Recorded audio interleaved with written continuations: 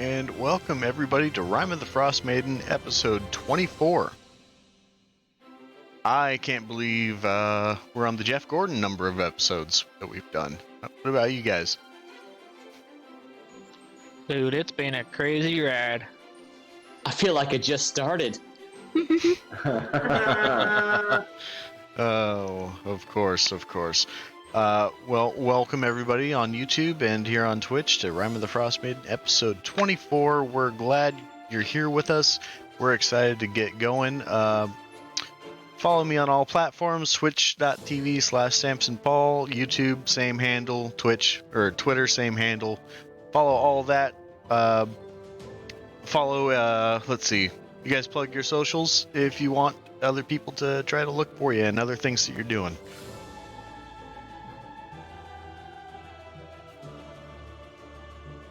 TikTok, at that drunk Cajun.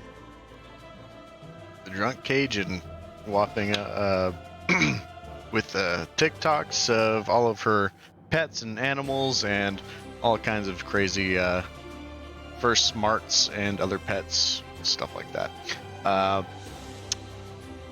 Let's see. Gavalarian on Twitter. Follow him.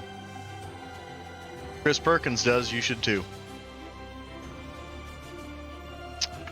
Check out the tavern. That's a heck of a plug, man. There you go. Check out the tavern on Facebook. It's a great little community of meme sharing. They have meme contests. Check it out. It's a good place to be with a lot of good people who like to share other D&D related stories. Other than that, there's nothing else. Anybody else have anything to talk about beforehand besides the mysterious 3 more D&D books that are coming out at some point this year? That's going to be I'm trying to think Expensive. of what setting. That's what it's going to. Yeah, That's what it's going to be. it's going to be expensive indeed. I don't even know what settings they would be for, quite frankly. I have my fingers crossed that Dragonlance makes its appearance. Dragonlance? Okay. Yeah. I'm sure there's always going to be the groundswell for a possible Spelljammer type of release coming out, but that would be a big one, I would say.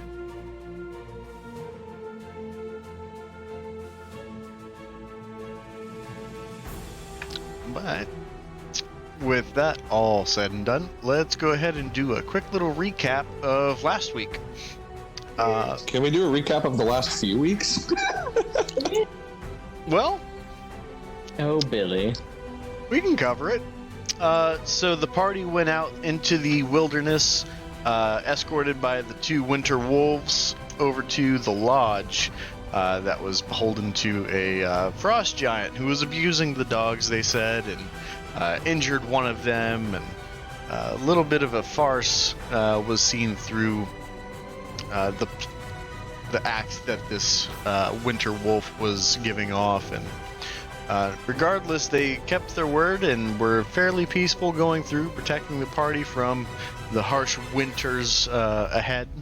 There's a small, quick little blizzard that the wolves helped them with, and scared off a pack of a pack of dogs or pack of wolves, much smaller wolves, so they were intimidated. But once the party got to the lodge, the winter wolves kind of stood post outside and kind of waited around for things to progress. You had Vega, Lysander, and Eclipse decide that they wanted to help the prisoners that were kept captive there back to town, while the rest of the party stuck around and tried to figure out what was going on inside the lodge. Inside the lodge there was a mammoth who was awakened eventually, but awakened in the sense that it could communicate in common quite plainly. There was a huge frozen throne that Andy had sat upon, or I'm sorry, not Andy, Lek sat upon.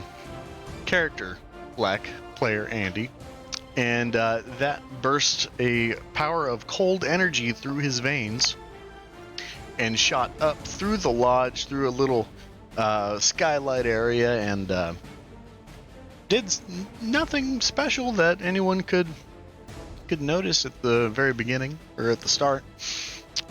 Came across 3 kobolds that were sitting in the back room, hiding away from this mammoth that they were so dearly afraid of. But once the mammoth was convinced that the party was on their side thanks to Silas, he stopped being so threatening and standoffish, and the party went on their way back to town, where eventually staying the night with an individual who let them in out of the goodness of his heart.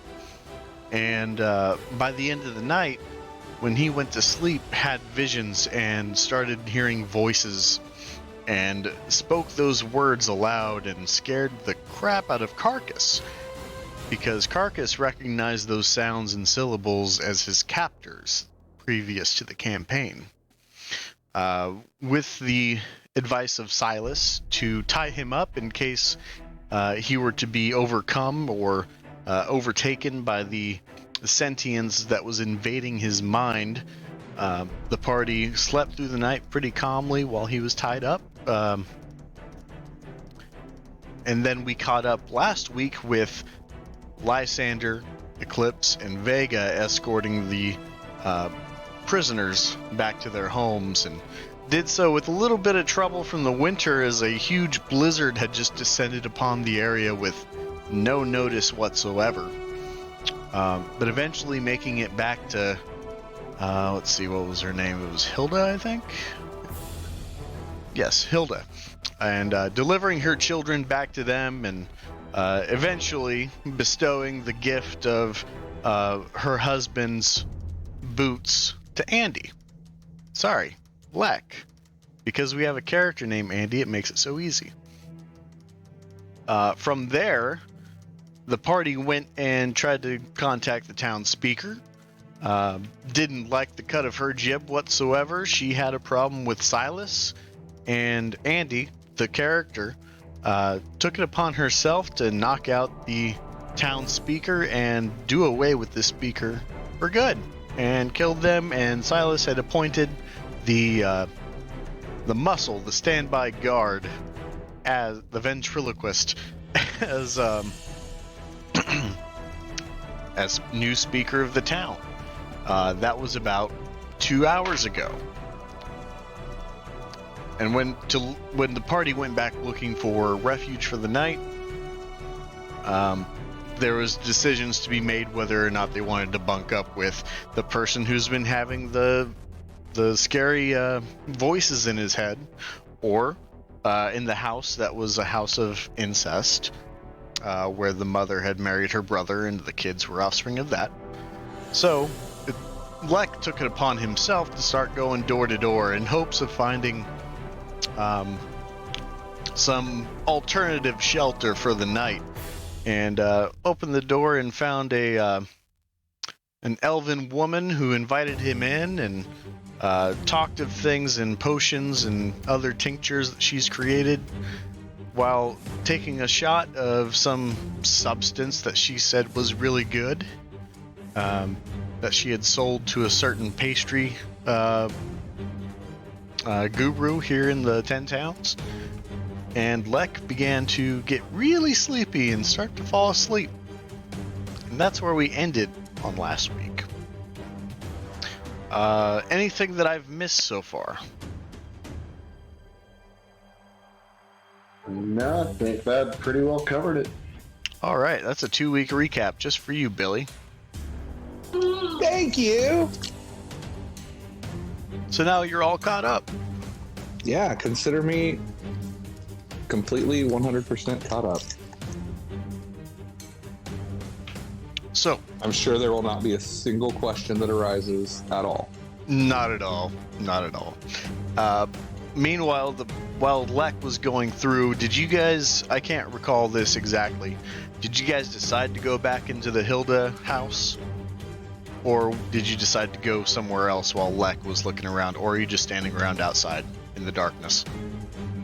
No, we made our way back to the Hilda house. Let the record state they chose incest over me. That is so not true. Is it not though? And it's not. Or you chose roofies This- over us. Hey, you know what? I chose roofies over this- incest, this- actually. You took the incest boots, man. You're wearing them on. You're walking in those shoes. You put your feet in those. Gross. Yeah, well, you're going back to the house those feet were jizzed in, so just saying. At least I'm conscious. Who said they had a foot fetish? Nobody. Also Yeah. true. I have no questions about incest shoes now at all. See, no questions have arisen so far. So far, so good. Well, Nah, man, we're gonna be in there for one night. You get to wear those shoes until you wear them out or decide not to. Do I? I guess That- we'll see, won't we, Nick? That's true. I mean, above table, I know. I'm gonna shut up. How about we play?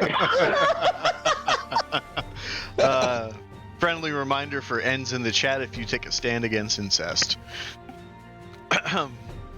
But regardless, we'll pop back in with Andy and Lek, just Lek, because I've done that 3 or 4 times already, and I'm kind of ashamed of myself.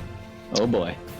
And pop in with him. Well, the last thing that he saw while going to sleep, fading into this drug-induced state, was Corey going down and unlacing the boots that he was wearing to start. So,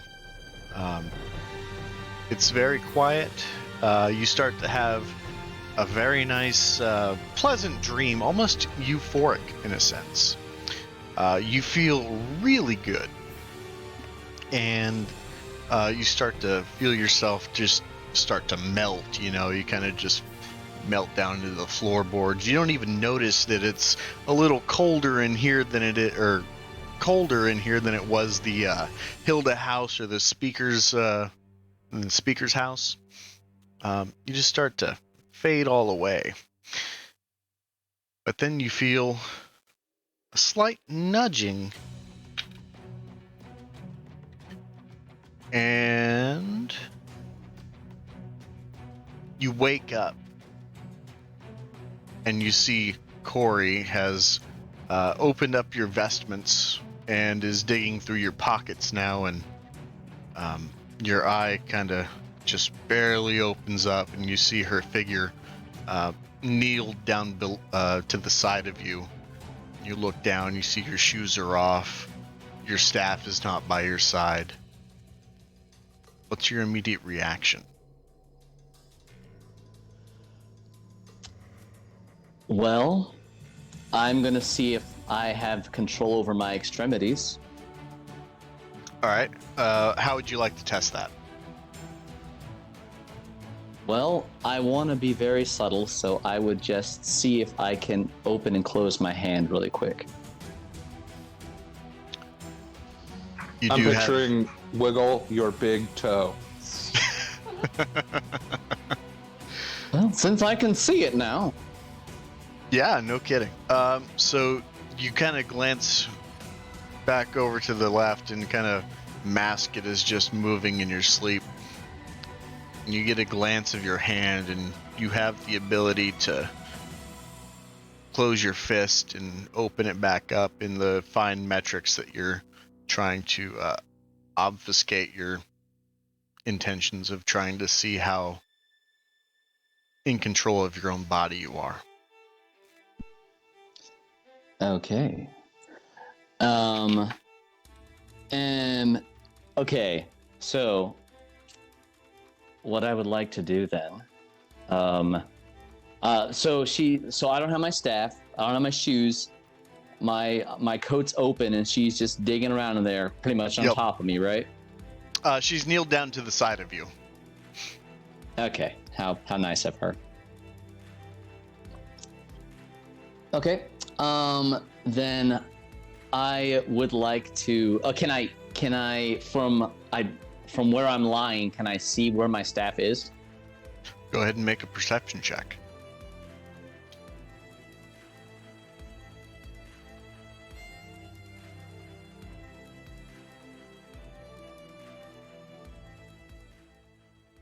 Nat 1. So what's up? Yeah, there's no trace in the direction that you've rolled over to check your palm. You kind of see that it's just along the wall, and you look as far as you can without tilting your head to make sure that she doesn't get the idea that you've become conscious now. But you don't see where she's put your things. Okay. Does it appear that she's armed?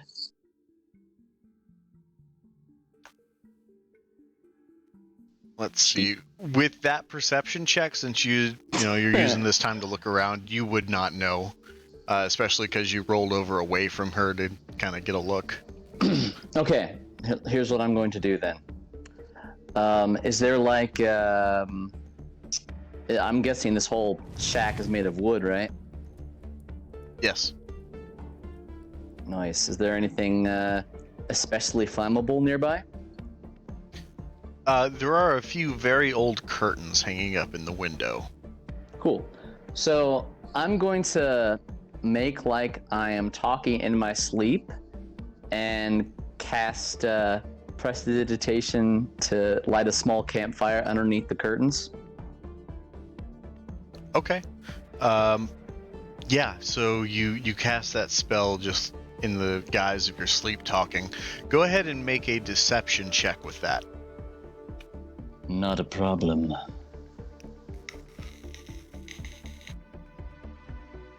$23. Yeah. So with your sleep talking, a small flame ignites, and quickly the flame starts to grow at the base of the curtains and crawl upwards, and she catches sight of it and she says, "Oh shit!" and rolls you completely over onto your stomach. And you hear her then taking steps towards the curtains, and then you hear a of either a jacket or some other article of clothing being crashed into against the curtains to try to extinguish the fire. Okay. Can I look again to see if I can find my staff? Sure. Perception.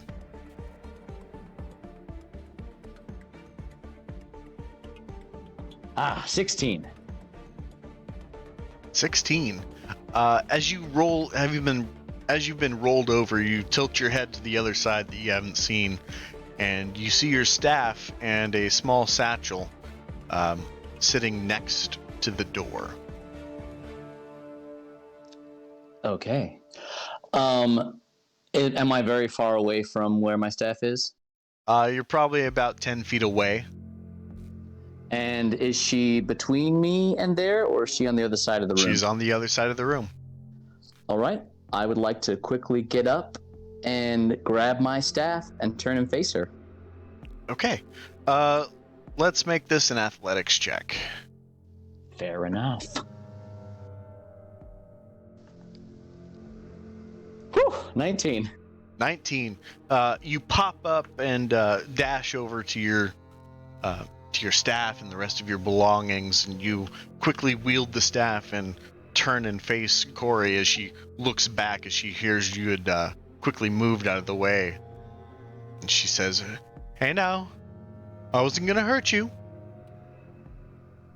You know, Corey, is it? I should thank you. And why is that? Because you have reminded me of the true nature of all living beings. I had grown far too comfortable. But thank you, Corey, for reminding me how people really are. But Corey... And she is starting to like put her hands up and slowly walk towards you and says, "Listen, we just need to survive out here, and this is just what I do. There's nothing personal, nothing personal." I cast Eldritch Blast at her face. All right, go ahead and roll to attack. Fucking bitch.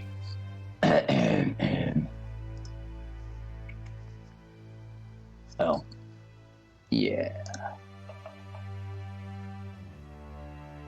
17. That will hit. Roll damage.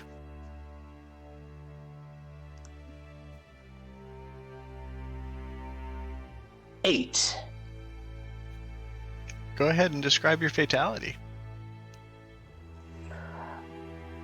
Right as Corey is trying to plead with me and appeal to my now far gone better senses, I quickly say, Expelliarmus this, bitch. And I launch that Eldritch Blast, hits her right in the face. Her face splits open in two, her teeth fall onto the floor, and then she freezes in motion for a second, falls to her knees, and then doubles over backwards. Ooh. I don't fuck around. Ah. Well, That was is the quick. fire still going, by the way? No, she was able to successfully stamp out the flame with looks like her heavy jacket. Okay. Well, are all of my things nearby that she took from me?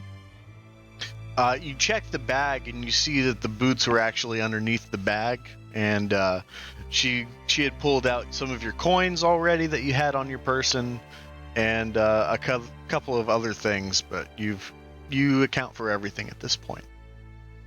All right. I'm gonna go ahead and look through all of her shit and take whatever I can carry. Okay. Go ahead and roll investigation.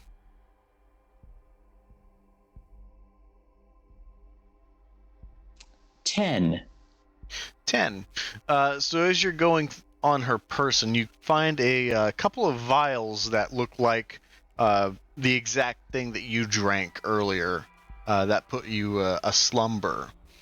So you find those things on her. Are those different than the vial that I bought from her? No, they're the same.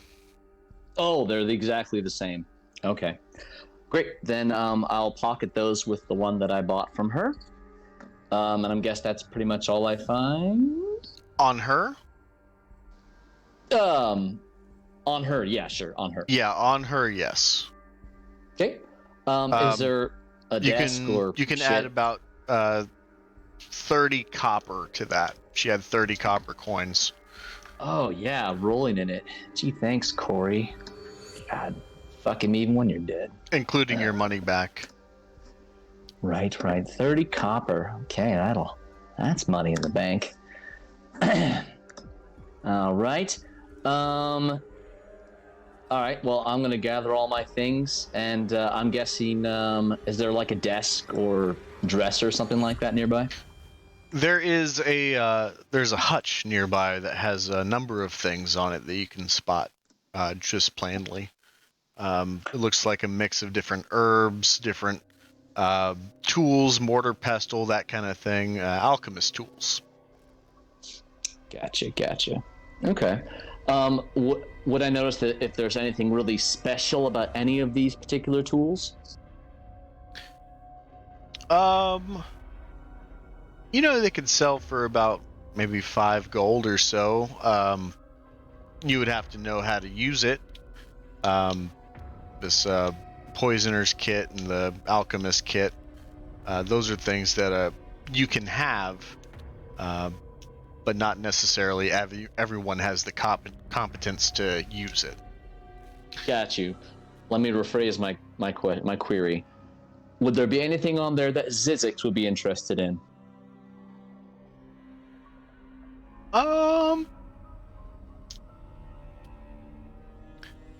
I mean, you've seen him mixing potions, so you would kind of think that any of this could be beneficial if you didn't already have something. Okay, I'll pass. However, as you start to kind of peruse the cabinet and the hutch and kind of look around, you find a couple of more vials. This one looks black as oil, and then you see another one that has a green, very thick syrupiness to it. Okay. I will take both of those.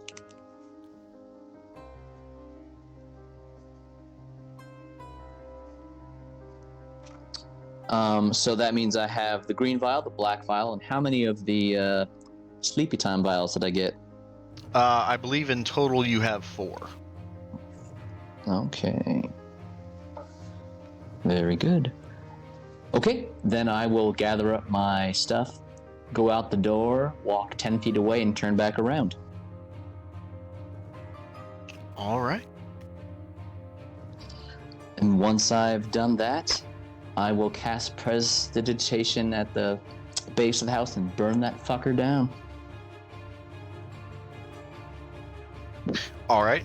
So you turn back around and you cast Prestidigitation and ignite the flame. But you notice that this strong wind from this blizzard is actually blowing out any flame that's quickly produced. If it's not extinguished by the wind, the eventual snow reaching to the wall will actually also extinguish that flame. Ah, well. Since this blizzard is basically an extension of myself, I guess that's me telling me maybe going a bit too far. So I'll turn and walk down the street a little ways. All right. Where are you going? I'm going to another house. I know there's not a halberdasher, a cobbler, but I want to try and find someone who has similar sized feet as me. So I'm going to go to another house and knock on the door. So you did put the shoes back on, right? Or are you walking out barefooted? Oh no! Sorry. I put the shoes back on for sure. So you notice a significant difference once you put on the shoes. That you feel much warmer now. You step out into the blizzard and it doesn't feel as cutting cold as it did before. And the shoes fit great. Oh boy. Oh boy. I am in quite the pickle. Well, I must see this through. And I still go to that next house. Okay. Go ahead and roll a D100.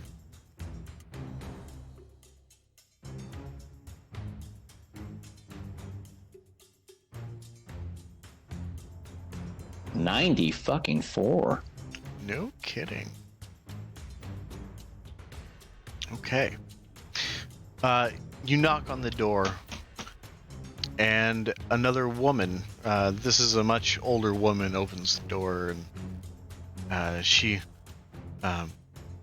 very slyly from behind the cracked door says, "Can I help you?" I certainly hope so, madam. I'm curious, have you been having,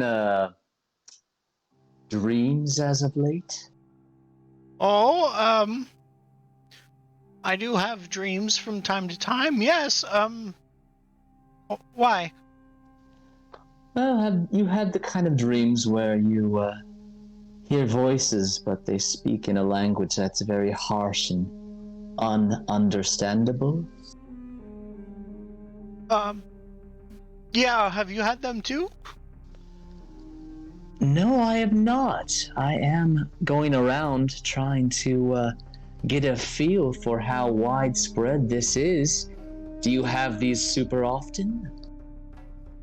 Oh, I'd say once in a 10-day or so. It seems like it's always just saying the same things over and over again. Interesting. And if you don't mind me asking, is there anyone else who lives here with you, or are you by yourself? I live alone. I see. This is an odd question, so forgive my boldness, but have you lived alone your whole life, or was there somebody else at some time? And she kind of takes a step back, and you see her eyes just kind of get wide, and she says, there was a time when I lived with others. They were my family. And I was an adventurer. By the looks of it, you are too. Well, I try to be, but what happened to your adventuring family? I pissed off the wrong goblins. And they came and they killed my entire family for me. When I returned, they were all dead. Madam, I'm sorry. No one should have to go through that. That was 40 years ago. Well, sometimes, and I can testify to this, time doesn't always cover all things, especially things like that. Well, since you are an adventurer and I am fairly new to the game, did you adventure around these parts much? No. I moved here about 10 years ago or so. I had to get away. I had to get away from Long Saddle. Ah, Long Saddle. I see. Very good. Well, then I have one more question. This is rather strange, but... Aren't you cold? You know, I'm a little cold. Yes, I mean, it's obviously the dead of winter, but I don't want to presume and walk into your house like some kind of barbarian. Well, I'm not going to let you in. I'm just letting you know. I'm just, you seem awfully calm for talking to me in a blizzard. Ah, well, I've learned to mask my emotion when it's appropriate to do so. So last question, then I will leave you be. You wouldn't have to know any men nearby. I need some help pulling a cart out of the snow, and I just need find some good sturdy men to assist me. And she kind of looks around and she says, I could think of, try 2 doors down. And she points you in that direction, and she doesn't tell you a name or anything like that. All right, very good, madam.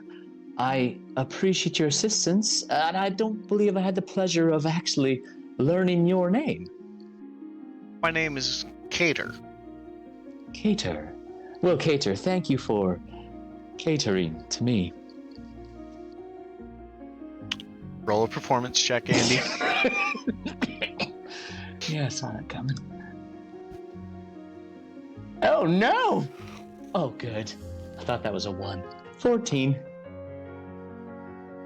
She's heard this one before, but she nods and says, happy I can help you with this, and shuts the door. Good night. Well, too late. And I walk 2 doors down and knock on that door. Okay. So this is the house that she told you to knock on. Let's see. Roll another D100.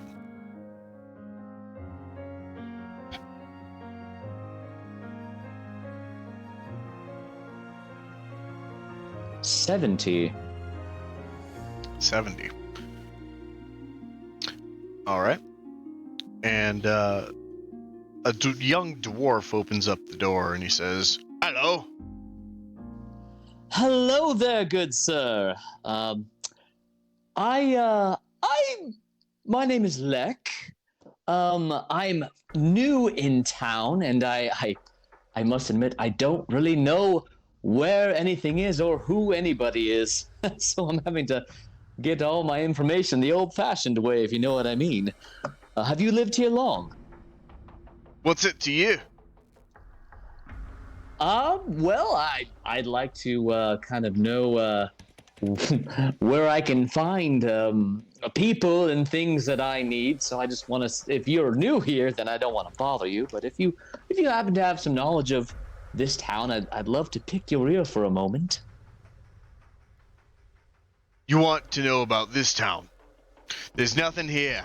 There's just the scroggly old lot that was rejected from all the other towns, and that's where they came. They came here. Yes, I'm beginning to learn this above table. I realize he's a dwarf, but are his feet similar in size to mine? They're a bit wider. Damn it, dwarf feet. Right. Well, I hate to be a bother, but I've noted that a lot of people in town have been struggling with these horrific dreams as of late, and I want to see if this is kind of a widespread thing, as things like this do interest me. Have you also been having periodic dreams where you hear these voices that you don't understand? Aye, we all have them. I'll save you the rest of it. Every single one of this town has had it. I see. And do you know if anyone's ever done anything beyond just dream? Not that I'm aware of. Now, if you don't mind, it's getting pretty cold in here. Yes, it is. Thank you for your time and your patience with me. Says Good thank night, you, sir. come again, and shuts the door quite briefly. Ah, nice fellow. Ah, well, let's see. One more house, then I'll call it a night. Alright, roll another D100. Reminds me of my goddamn Bible college days. That would be a 4. That's hard to do. Okay. A 4. You knock on this door, and you don't have any response. There's light coming in from inside. You could peer through the window and you catch that the hearth is burning. Can I see anybody through the window? Go ahead and make a perception check.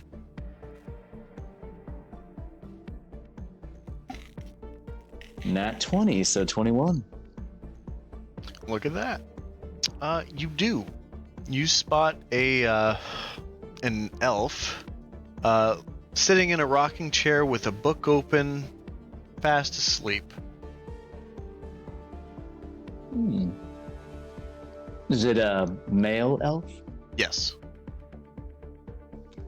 Are his feet similar in size to mine?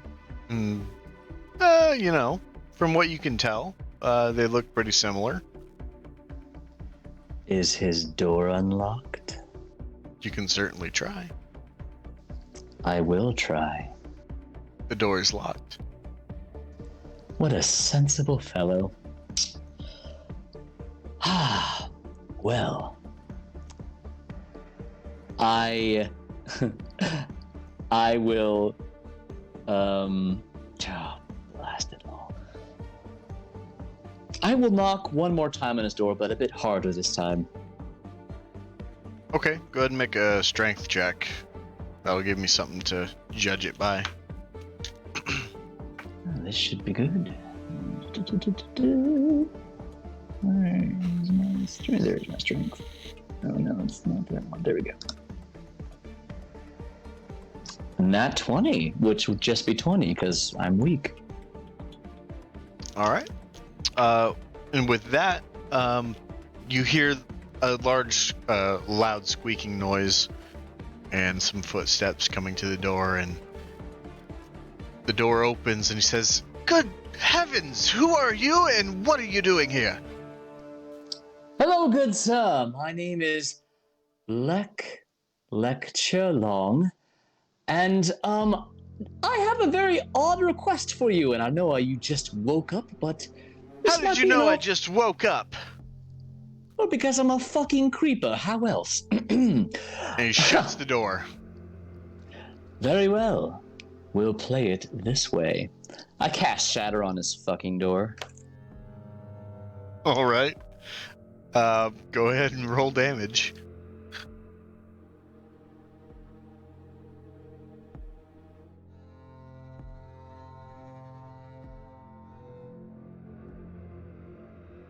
$11.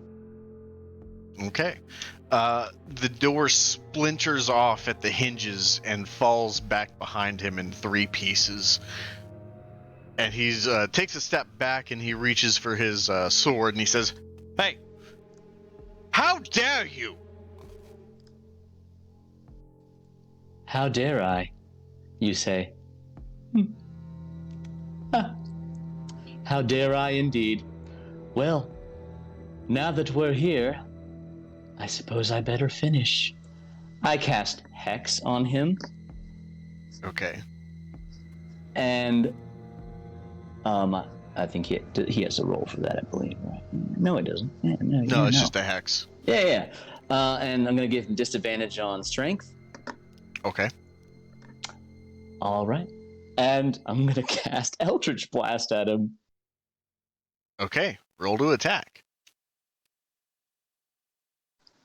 Oh boy.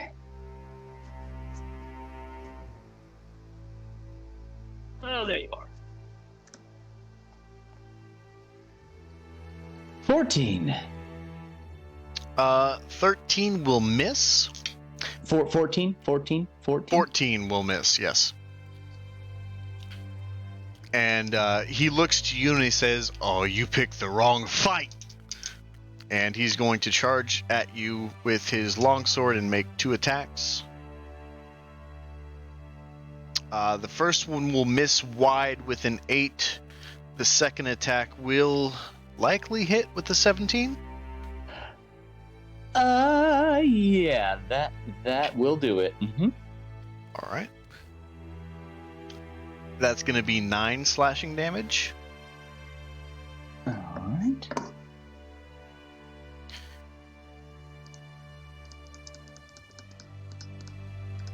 Okay. Well, And he I'm looks to you and he says, "Enough of this voodoo fucking magic. I'm going to take that pretty little eye of yours right out of your goddamn skull." Huh. I'd like to see you try. And I cast Eldritch Blast again. Okay, roll to attack.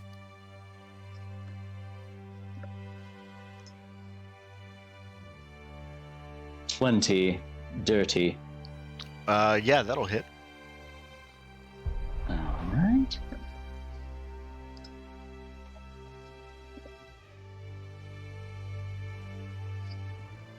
And we got 13 damage. Then let me add my necrotic. And that'll be 5, so 18 damage. 18 damage. And he takes that bolt right to the chest. And he looks down and he sees where it's cindered a little bit and burned with the force damage. And he picks off a couple and he says, "That was a good strike. Too bad mine are better." You know, I'm starting to like you. And he's going to come back at you with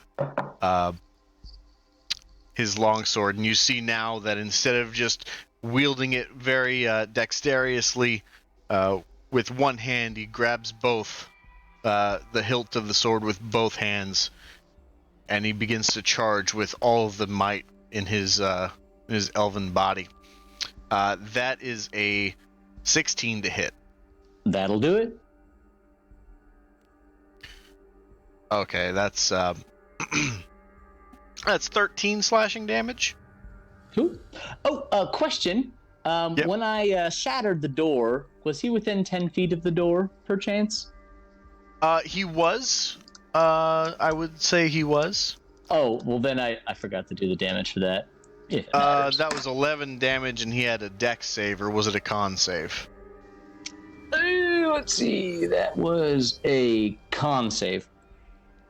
So he got a 17 with his save. Yep. That'll work. So is that half damage? Yes. Okay. I'll add that to it. So he's down 25 hit points or so. Okay. So with that slash, the next strike is a nat 20. Oh boy. And that's another 13 damage. Shit just got real, guys. Damn. Yeah, I'm down. Oh, shit. Did we hear any of this happening from inside Hilda's house? The blizzard's so loud you guys would not be hearing this. Yeah. So, with that, he's gonna see you fall down, and he walks over to you and he grabs you just by your shirt. And he says, "I'm not gonna kill you. How kind But I'm of not you. gonna stop it from happening," as he picks you up and throws you out the door, and you're laying face up in a pile of snow as he reaches back down to his door and starts casting a spell of mending to reconstruct his door. So, Andy, That's me. I would like you to make a death saving throw. Okay. Oh my god. Is that just like a D20, right? That's a flat d20, sir. All right. 16. Okay. And he continues construction on his door. I need another one from you.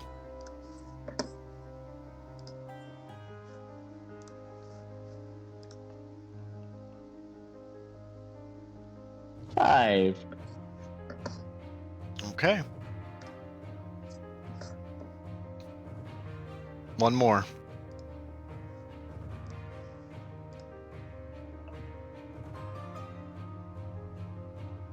One. Oh, shit. Andy. I hope you find your dad. Thanks. Andy, that's a nat 1, so you take 2 failed death saves on that, and you are considered dead. What the fuck? Oh my god. How did we get to this point? I don't know. Holy hell. I had to go pick fights with people. Yeah, it's my weird back objective. I really fell back into a corner there, but it really wasn't. Backed into a corner, you walked into the guy's house. Yeah, no, that's not what I meant. Your privacy, man.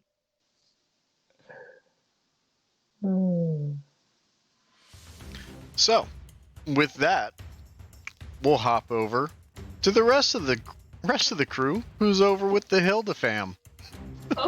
Wow. I'm still kind of reeling from that. Oh my god. When you coming home like I don't know when.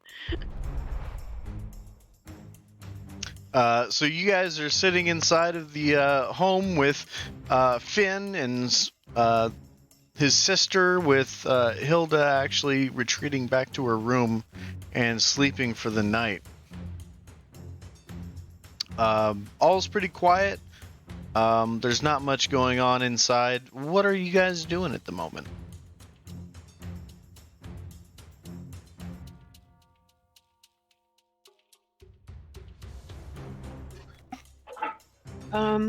Andy's probably just gonna crash because she can't go fishing. Yeah, Eclipse has set up her box and is very compactly in the box. All right.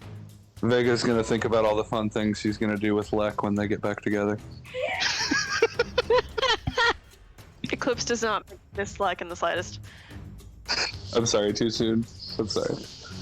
It's good. It's good.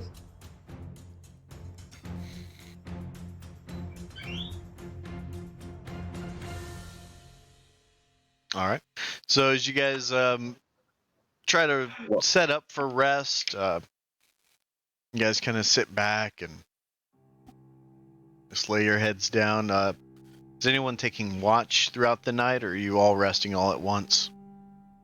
Well, I would like to maybe give it 10 minutes or so, and before anything happens, just to say. So Lek wants to stay somewhere else tonight, huh? Is that what we understand? Yep. That actually wasn't why I left in the first place. I probably should have said that earlier, but Well, you did mention that you were going to go knocking door to door. I can't remember what you said your purpose was. You just didn't want to come back here. yeah, basically, I was doing investigatory work under the veil of investigatory work, but I had my own agenda. I was kind of searching out, obviously, suicide, but it's all there. Check the notes.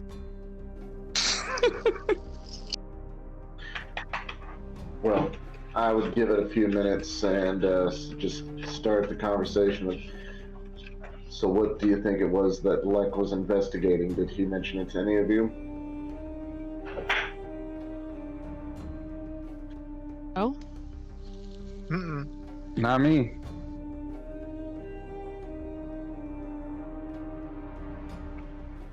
Well, do you think that we might go check up on him?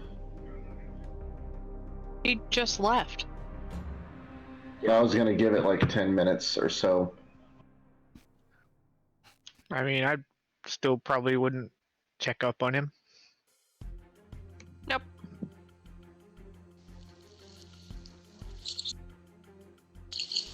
I mean, if he wanted to go out there and do whatever he was doing, he seemed like he wanted his privacy doing it.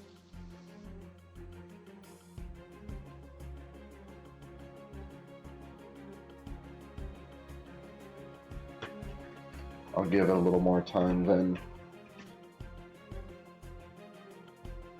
Yeah, and then the blizzard continues to roar against the house. You see that the window is partially blocked now by snow that's just been plastered against that broad side of the house. You start to kind of gauge exactly how high it would be, and it seems to be the snow seems to be about 3.5 to almost 4 foot tall. Since we have been in there, you mean? It was already at like 2.5 feet when you guys went in there.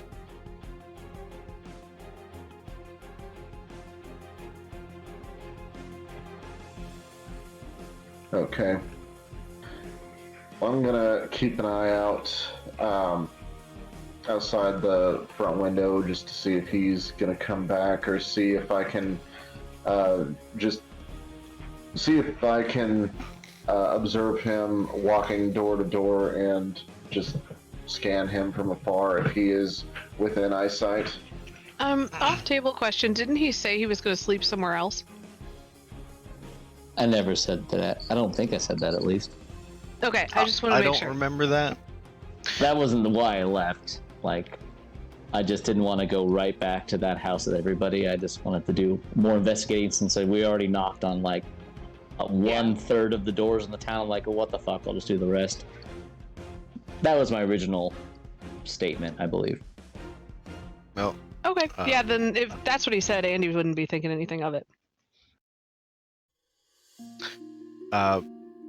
With that being the case, you guys sit around and enjoy the fire and partake in your own rations, and probably are you guys going to share rations with the kids, because they're kind of they're hungry too. All right. So everyone seems to be having a real peaceful time. Carcass, how are you feeling? I still don't feel very good about where we're at. I still want to get away from here.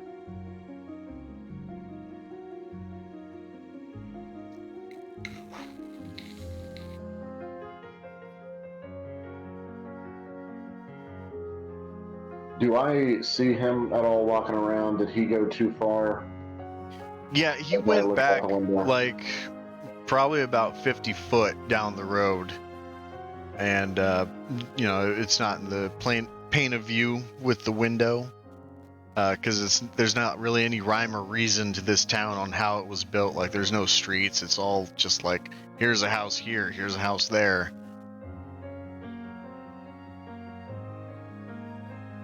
Oh, I gotcha. Did I at least see the direction that he went before we went to Hilda's house? Yeah, he would have went towards the center of town, as you guys are kind of on the east or the west side of town.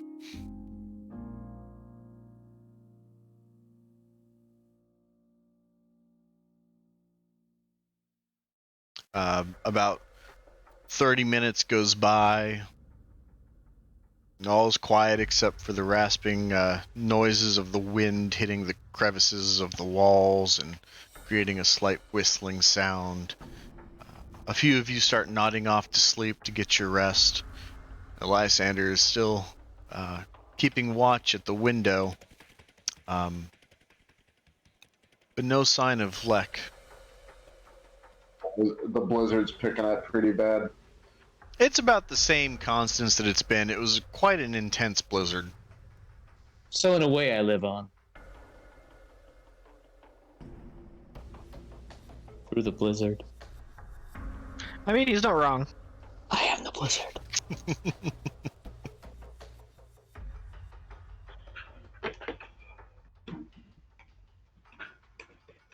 I've just got a bad feeling. That's the blizzard talking.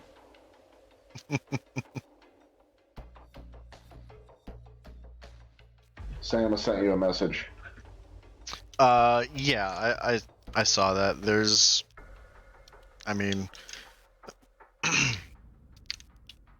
It's kind of hard to say, because he's still fairly new. You don't know what's normal for him.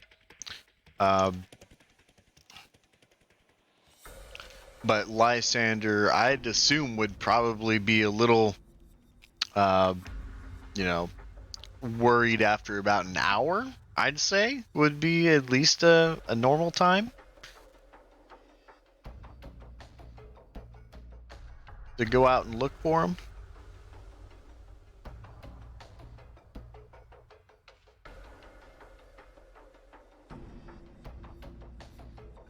Yeah, except I just can't shake this feeling.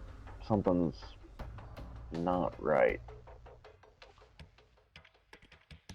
Yeah, but I don't think normally Lysander would have that feeling, right?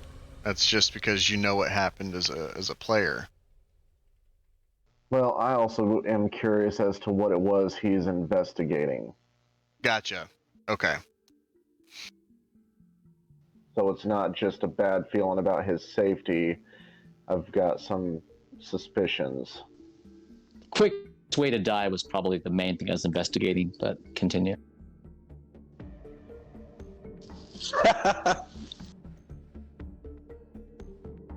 All right. I figured it out. Well done, I guess. Thank you. Thank you.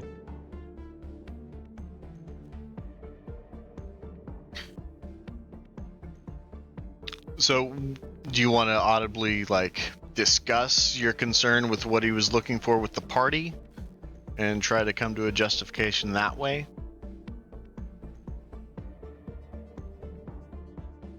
I feel like they kind of already gave me their 2 cents on the matter. Gotcha. All right. Well, ultimately the decision's up to Lysander on whether or not he wants to head out and take a look around.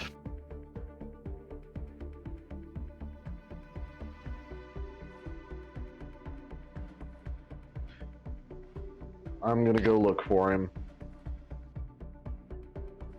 Something just feels off. Okay. So you... What time? Sorry, what time is it getting to be at this point? It's still late. You probably have another 4 or 5 hours before sunrise.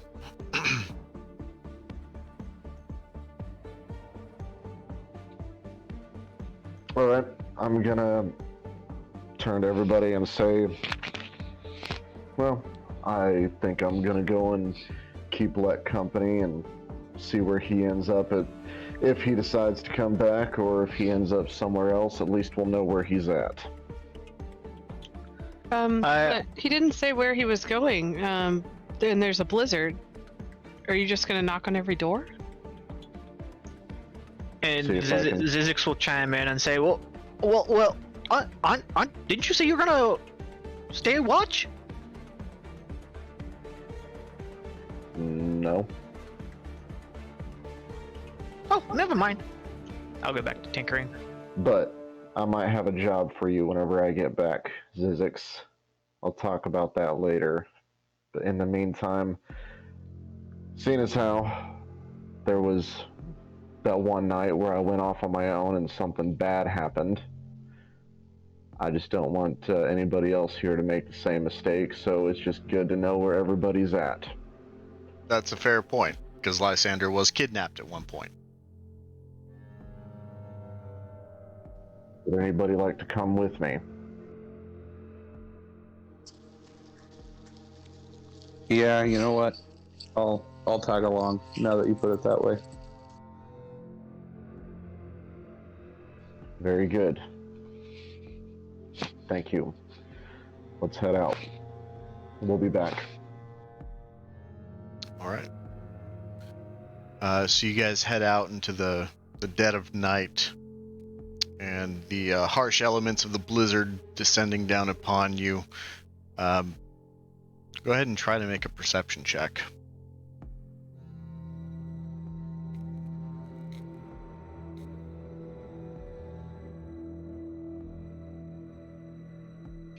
That's a 21. Did you need one from me too? Sure. So it's been about 40 minutes at this point, right? Since Roughly. we separated. Okay, good. I got a 6. Okay. So you don't see any sign of Lek. You can see about maybe 30 feet out with this blizzard and the snow just coming down and blowing into your face. But you don't see any sign of him at this point. So you have, let's see, coming out of that house, and then you have a left or right decision to make. You see a house directly in front of you. The left kind of veers off into a collection of houses on that way. And then as you go right, you know that's the direction of where you came from, the speaker's house. You headed east, right? Yeah, both ways are headed east. It just seems that the signposts and the markings of what would be like a path, like a fence post and stuff like that, they both verge in two different directions. Can I try to smell for him? You can. However, I am going to make it at disadvantage because of the wind blowing everything, from that direction to you. But since you already have advantage, it's going to be a straight roll. Gotcha.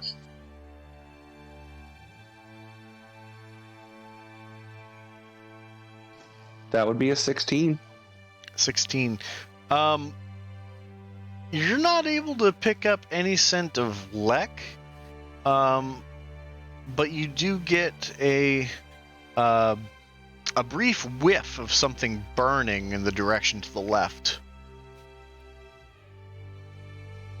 Okay, I'm gonna say it almost smells like something's burning over this way, and that's the only scent I'm picking up, so I'm gonna go that way. I'll. Alright.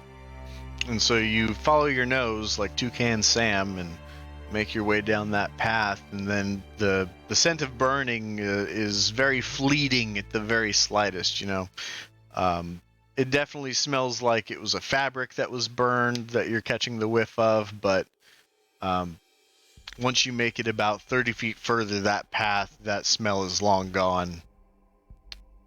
and then you find yourself in between 3 different houses at this point. Do we see any smoke? No, not with this blizzard. All the smoke is kind of dissipated and blown away, you'd think. And we wouldn't be able to see any footprints because of the blizzard as well, right? It's likely that tracks may have been blown by, but you can always make a survival check to try to look around. I will look.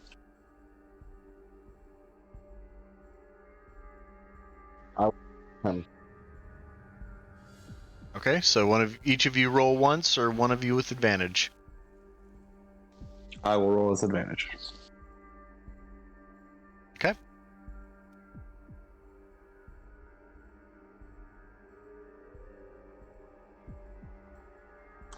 Well, I either got 24 or I got 24. I'll take the rolled- 24. We rolled 2 19s.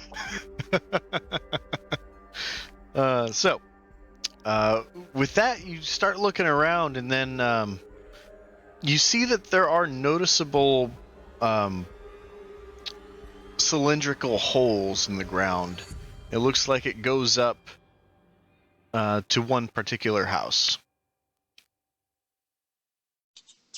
I will go up to that house and give the door a little tap, tap, tappy. You give the door a nice tap, tap, tap, but there's no answer. I'll tap a little louder. Like, decently loud, actually. Mm-hmm. You do so, and there's still no answer. I'm gonna reach for the doorknob and see if it's locked or not. The door is unlocked. I will slowly creak it open while hollering out, "Hello? Is anybody in here?" And you open up the doors just very slightly and let in your message, and there's no return response or anything like that.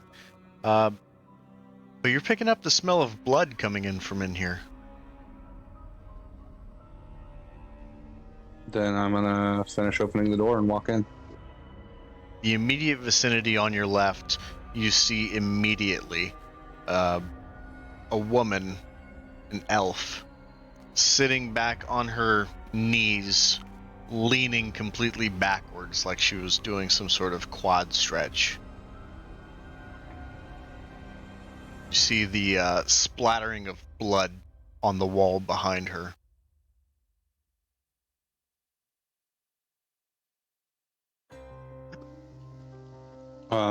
If I look around, do I see any other signs of what might have happened? As you creep closer, it becomes very obvious that this person has been killed very recently, and her head is completely split open. If you want to make a medicine check, you can kind of surmise whether it was done by a weapon or other means. I will do so.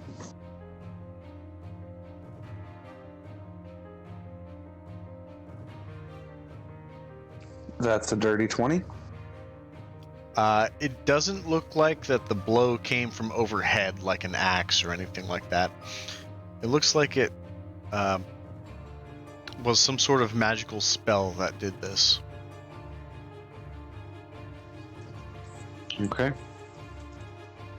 Well, I will go back to Lysander and say, this woman was decimated by a spell of some sort very recently.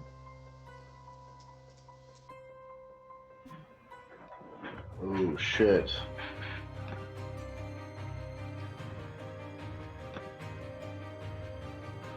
You think we have some killer on the loose in this town?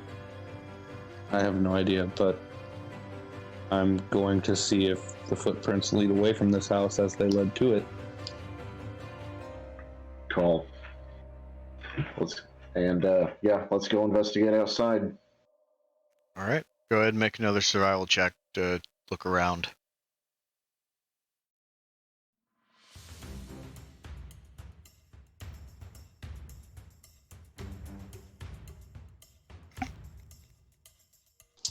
That'd be a nat 20 plus 5.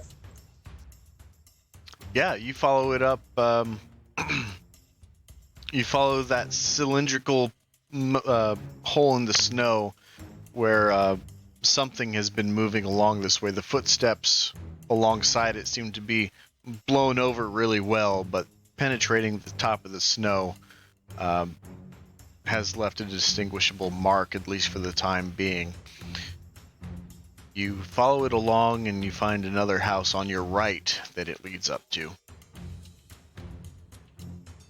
Rather than investigate the house, I'm gonna try and keep following the footprints and see if they also lead away from it. Okay. For the next 30 feet, I'll need you to make a new survival check. Okay.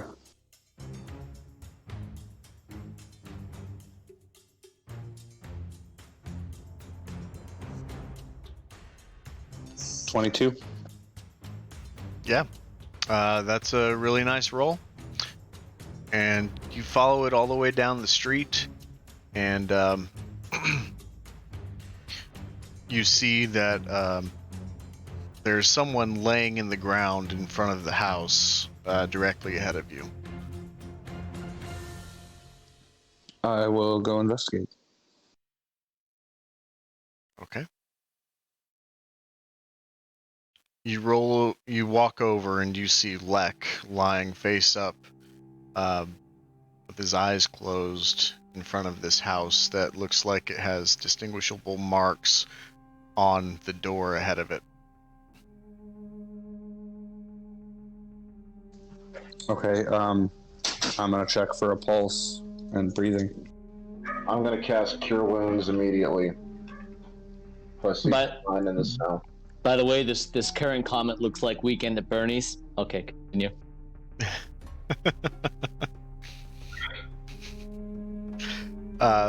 Okay, so go ahead and roll medicine check, Vega.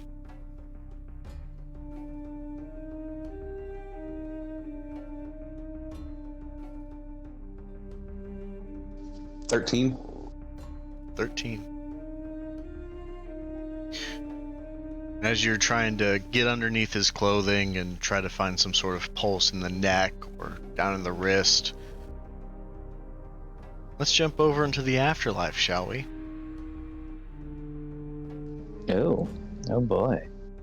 Lek, you hear a voice. And it's a very familiar voice. Oh boy.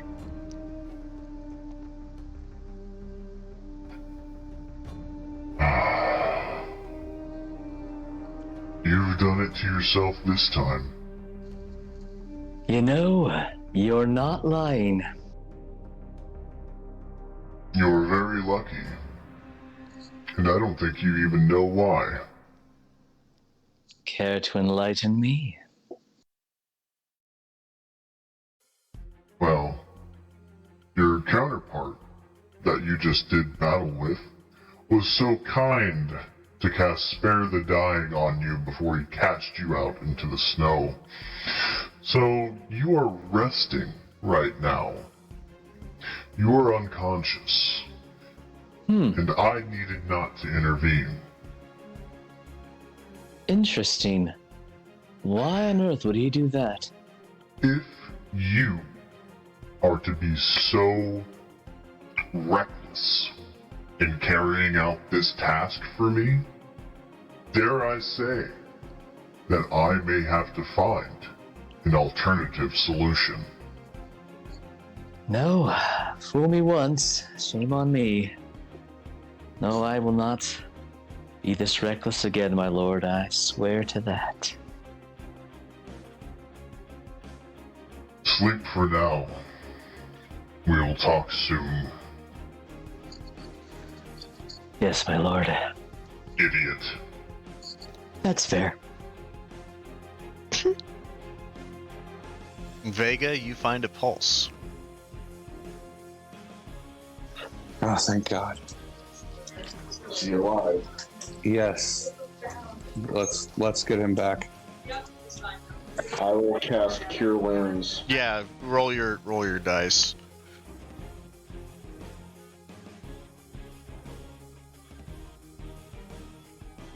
That'll be a 6. All right, so Lek, you regain consciousness as Lysander casts Cure Wounds on you.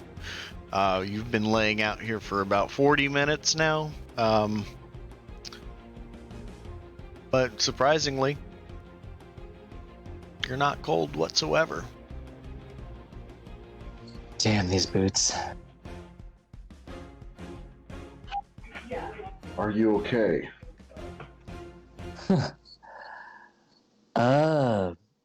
Yes. All things considered, I suppose I should be thanking my lucky stars. Or my lucky something.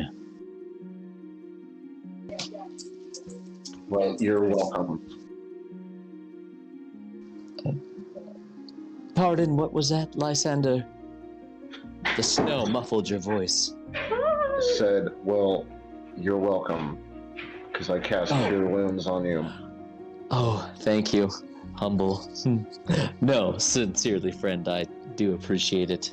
Forgive my, I'm a little on edge, I suppose. What happened? Funny story.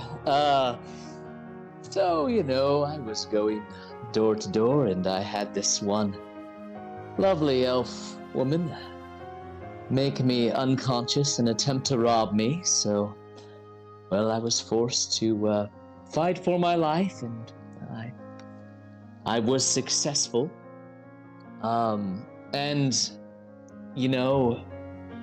as I was walking outside, this gentleman who overheard the commotion came out and saw what I had done and decided to deal with me thusly, and I was a bit drained from the previous encounter, so, here we are.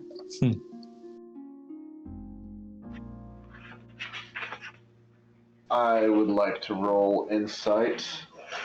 All right, go right ahead.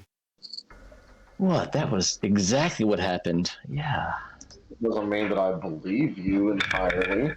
Jesus. 12. 7. Seems like it's on the up and up. Looks like my silver tongue is tarnished, but yet still silver. And I actually think that was a good enough yarn for Vega to... I'm not even going to roll. All right. Well, okay. This town is definitely full of its strange inhabitants. That being said, how about we go and rest in the house where we have been offered hospitality? Yes, that sounds like a marvelous plan, and might I say, after knocking on a few doors, while this town has literally very, very little, it is most assuredly full of surprises. I can't argue with that. You guys make your way back through the pathway of which you followed Lek's quarterstaff trail and make it back to the Hilda house. So, real quick, while we're walking back there and we had noticed the cylindrical shapes in the snow that we had followed, and I noticed that Lek has his quarterstaff, I want to see if he's leaving any footprints behind him in the snow as we go along. Yeah, I mean, there are footprints being left behind, but even as you come back towards your path, the wind has filled in those shallow footprints pretty well and hidden them. However, the quarterstaff penetrates in deep, so the snow has further to fall or blows right over it. Okay. So those indentions are a lot more noticeable. I didn't know if those shoes were like literally covering his tracks or something. No. That would be cool, though. That would be cool and handy. Yeah, I'm thinking homebrew content now. And somewhat more incestuous that way. leaving no trace behind, you know. Oh! Uh, Trackless incest boots. and. So, you guys make your way back to the Hildas, and you crack the door open, and you see a large number of the party is asleep. Probably Zizix is still tinkering at this point. And you guys make your way in.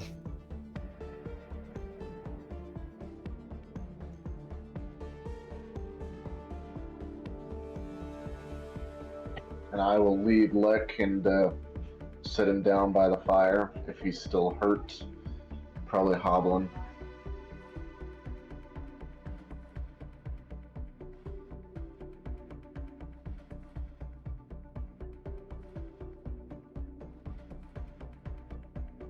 All right. What would you guys like to do now?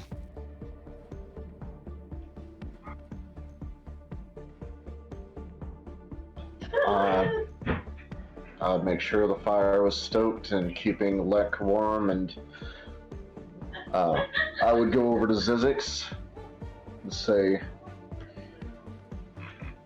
remember that idea we were talking about for an upgrade on this sickle?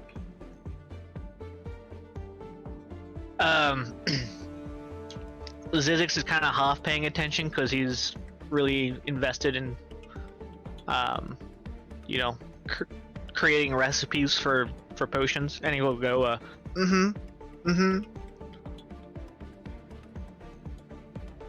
think we could get this upgraded pretty soon.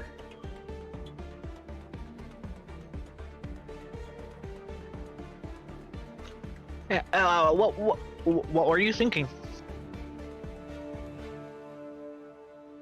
I'm thinking, what if we had a chain attached to it?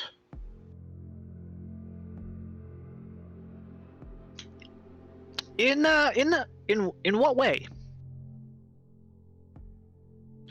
Thinking being able to shoot a chain out attached to this sickle, nabbing opponents, tying them up, bringing them in, whatever.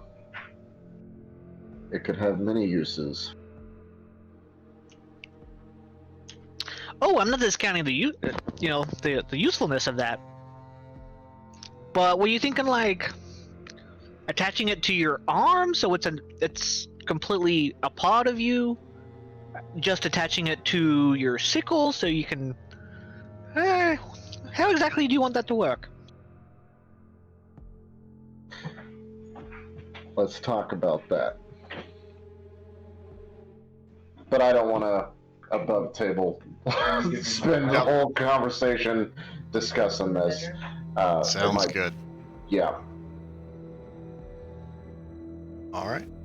And as you guys dive into that conversation about the exact specs of how Lysander's wanting his weapon to be upgraded, the night goes on and daybreak breaches the horizon, and it's another day in the pleasant 10 towns. So everyone except for Lek is going to have a full night's rest. Lek, you'll just have a short rest with and you'll regain hit points by using your hit dice. You roll those D8s, I believe they are, and then you'll be able to add those hit points after hitting the short rest button.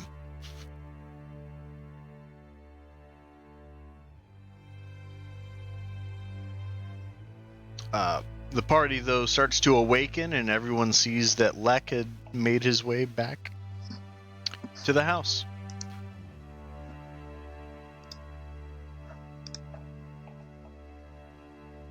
Wow, I've rolled 2 1s in a row. This is great. Unfortunate. You got you good. Oh, there's a 2, so buckle up. Jesus. Are you using the D&D Beyond thing? Yeah. I can't find where it is in the extra short rest, so I'm just doing the custom die. Okay. That's what I'm supposed to do. I tend to find that the D&D Beyond, sometimes it just seems like it gets stuck.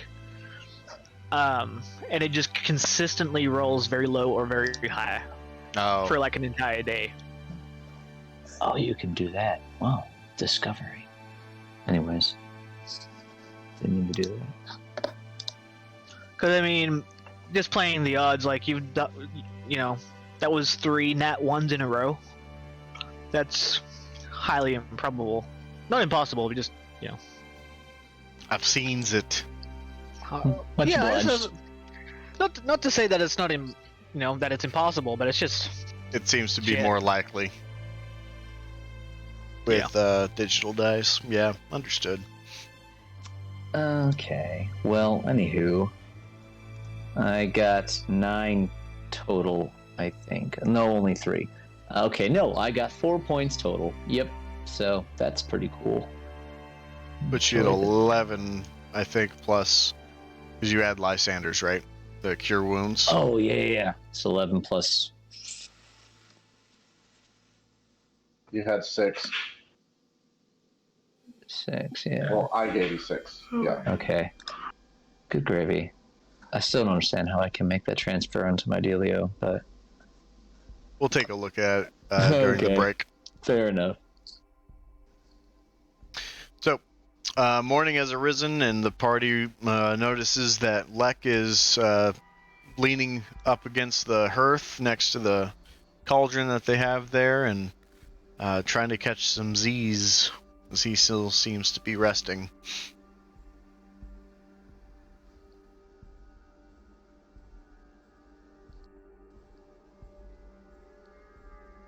What would you guys like to do? Zizix is gonna make up 2 potions.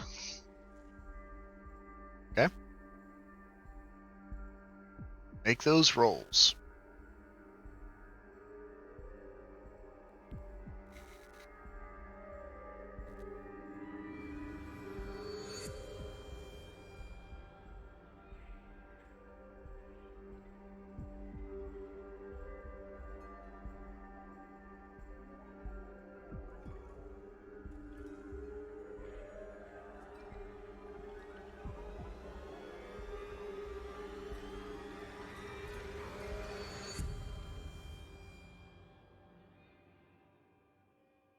The kids, they also start to awaken, and they head into their mother's room and shut the door behind them, because they don't want to really disturb their mom yet and make sure that she's still asleep or check on her.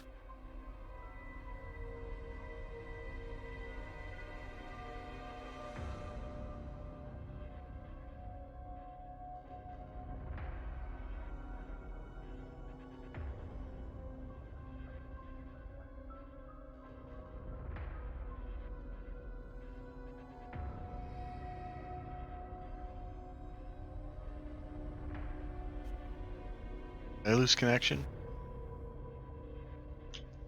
Oh, No, I still hear you. Okay.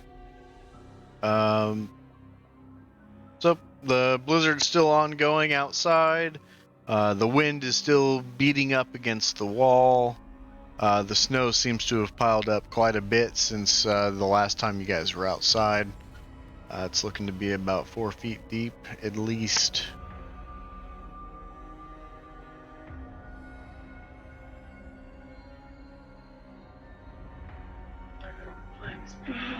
So where are we headed next, everyone?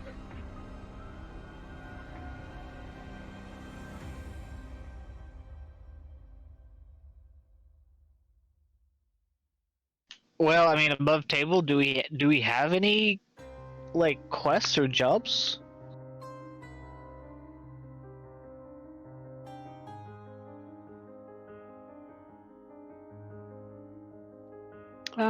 I don't remember. I did possibly get a lead from the twins regarding a tiefling in. Hold for notes. Brinchanter?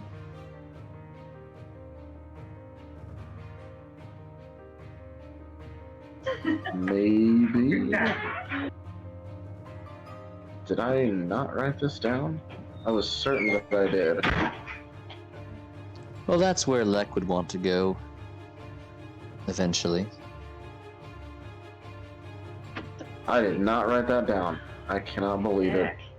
I'm pretty sure he was from Brinchander. I think it was Brinchander. That's quite a ways away, isn't it? At the Sun Temple or something? Oh, It is. yes, sorry. I was looking in the wrong book. I've got 2 books that I'm keeping notes and stuff in. I didn't write it in my journal. But yes, a cleric tiefling in Brinchander named Atramon, who might have a way to bring the light and help to reduce the power of this winter deity and maybe get some sun on this land and melt the snow. But Brinchand is far, far away. Have we got anything better to do? Am I conscious enough to be listening to this conversation? Yeah, the loud noises of conversation would stir you awake. We're just kind of talking above table right now. Oh, Play well, then- kind of just play a discussion, I guess. got it. Okay, cool. I wasn't. Let's go ahead and transition this to in Okay, character I'm sorry. talking then. Okay. Sorry, I said before I started talking above table. Oh, my apologies. It's all good. I was flipping through my notes and I missed that. Well, if we're talking about where to go next, weren't we going to go back to Goodmead first before Brinchander, since we were going to represent, is it Malia? Olivessa. Yes, I can't remember how long ago that was, but I feel like we were going to go back there anyways to represent her for the meeting of some sorts. Sorry, my brain's a bit fuzzy, got banged around a bit. The meeting of the speakers of the towns is what he's referring to. Yes, that old thing. Where was that taking place? But Brinchander? Wasn't it Brinchander? I want to say that was taking place in Brinchander as well, yeah.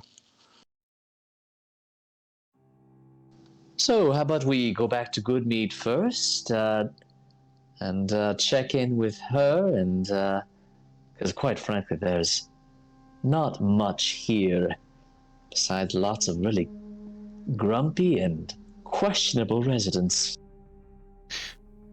And at this time, I would like Carcass to make a wisdom saving throw.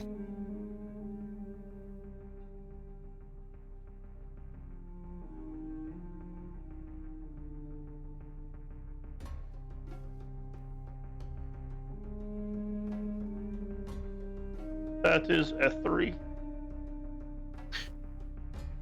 You listen to your friends talk, and you're kind of watching the conversation go and looking back to your great axe, and then you start hearing a voice.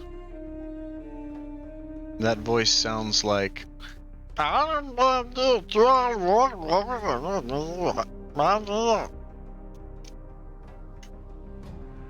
and you recognize it as the voice of the Yagu. They've come into your mind. I would like to get up and run out the door. Alright. And Carcass immediately gets up and pushes open the door and pushes through all the snow that's been piled up outside and starts running.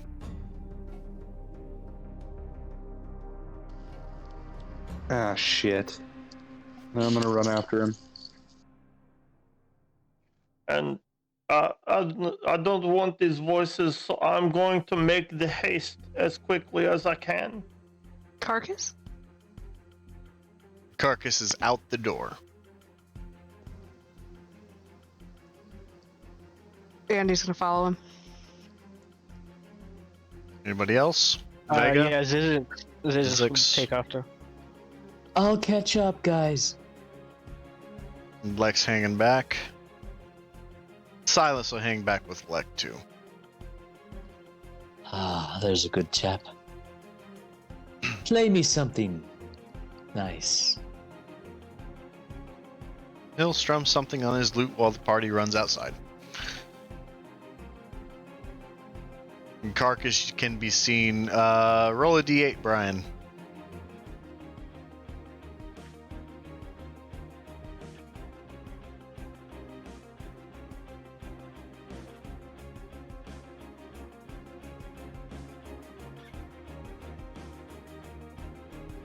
That's a 2. Running directly to the right, into the wind of this blizzard.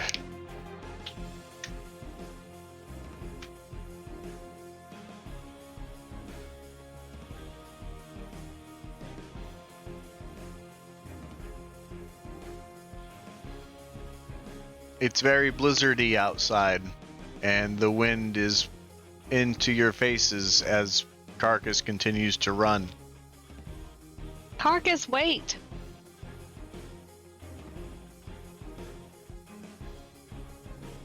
Going into the wind of the blizzard, can I even hear them behind me? You can make a perception check at disadvantage.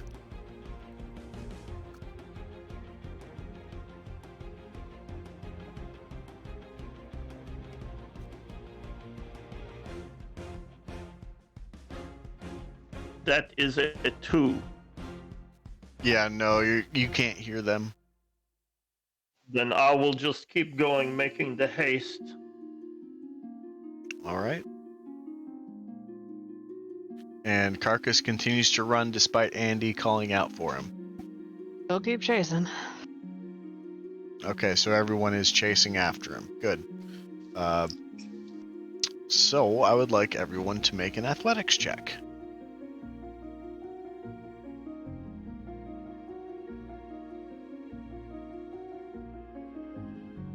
I got an 8.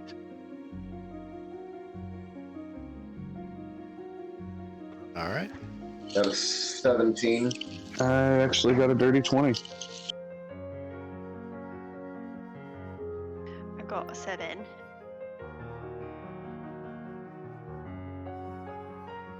All right. About Andy Zizix. 16 for Zizix.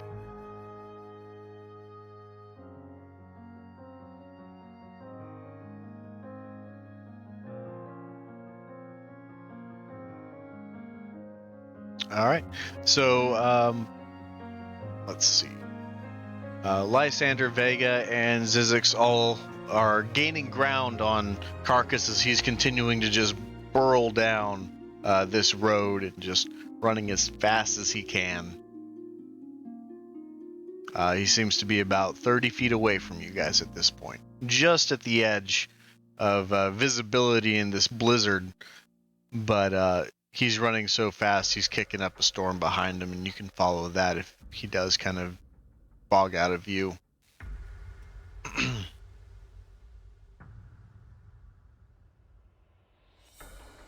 Any other ideas?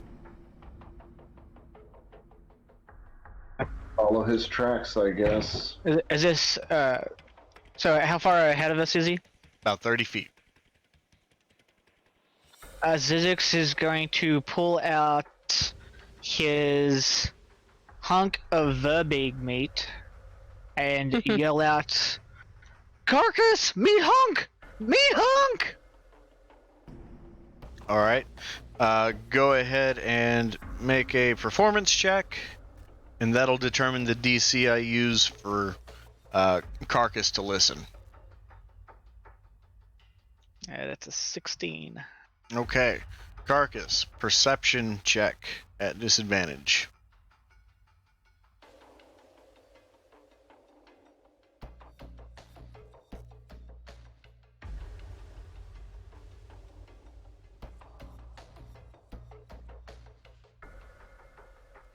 At disadvantage, that's a 7. Carcass is still not responding to the calls of Meat Hunk as he continues to run further in that direction. So if you are continuing to give chase, give me another athletics check.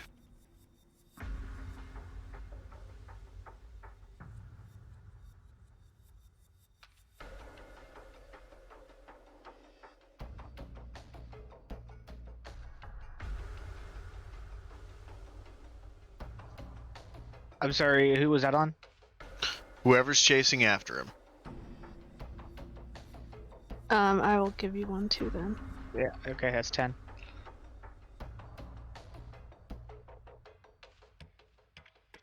Mine is a 21. I got a 19. I got a 13. Carcass got a 22. 22 from Carcass. He's actually pulling away, but Andy is actually keeping pace right there next to him as everyone else seems to get kind of caught up in the snow and how deep it's gotten. Andy, you've gained some ground and you're about 20 feet away from him at this point. But you're by far the closest one. Okay, and he's just gonna call it again. Carcass, wait! And keep chasing him. All right, make a performance check. That's an 11. Okay, Carcass perception disadvantage. That is a 1. All right. Carcass is still not responding to any calls to him, and he is running as fast as he can. And then Carcass, you start to notice that you, instead of stepping onto powdery snow, you realize that you're running on something hard now.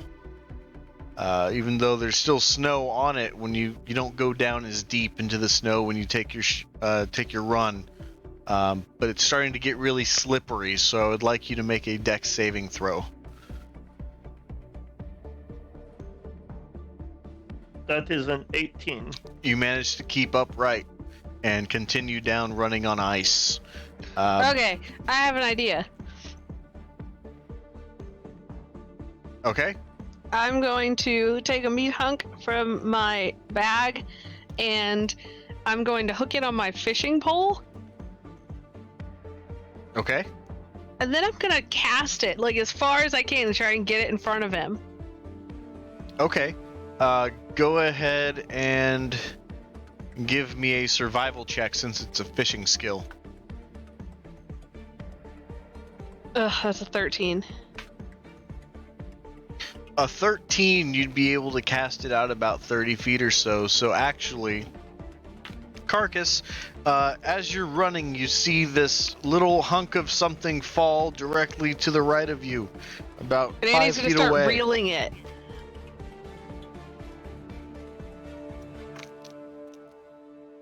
I will then quickly try and grab it because I'm worried that they have found me again. I'm reeling faster. Okay, you're reeling to keep it away from him? Yeah, I want to lure him towards me. Okay. Carcass, give me a dexterity check to see if you can get that hunk of meat. Oh, that is only a 9. It eludes you just barely. It's right at the tip of your fingers, and you see it start to crawl back the opposite direction.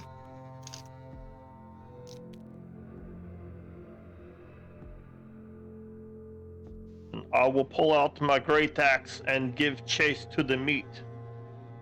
Okay. You chase the meat as fast as Andy can reel.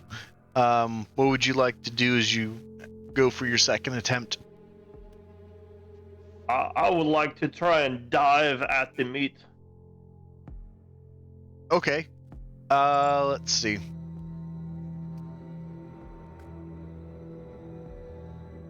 Let me have a dexterity check. That seems to be the safe one here. That is a 15. And Andy, give me a survival check. Just have something to see how fast you're able to reel. That is an 18. Okay, so you dive and you land on a hard surface.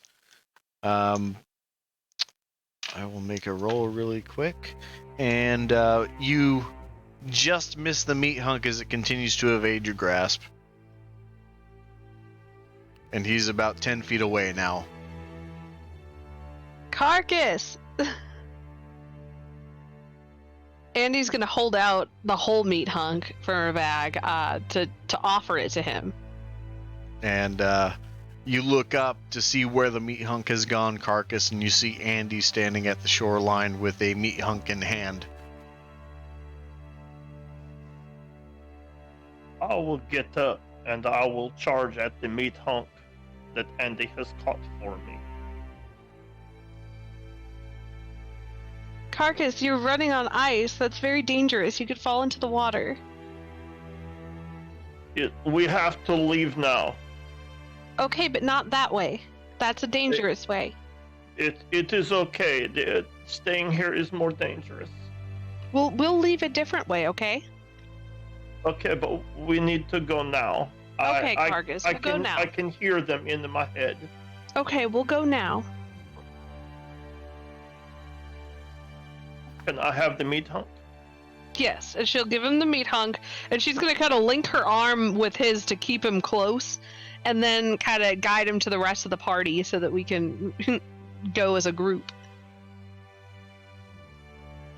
And as the rest of the party catches up, you see Andy as Carcass in arm, and he's chewing away on a meat hunk and is walking back with Andy to the rest of you guys.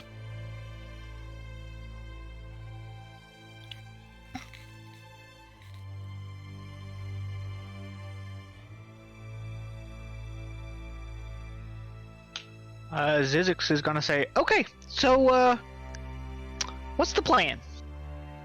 Well, Carcass does not want to stay here anymore, so I told him we could leave. Yes, we have to go now. I'm all for that. Which way? Are we going to Bryn Shander? Well, we had talked about going to Goodmead to represent Olivessa and the 10 towns. Oh, yeah. Okay, yeah. Then Andy will pull out her map and see how to get to Goodmead and start navigating that way. So you can pull out the map and you see that you have to travel east of town and then find the road.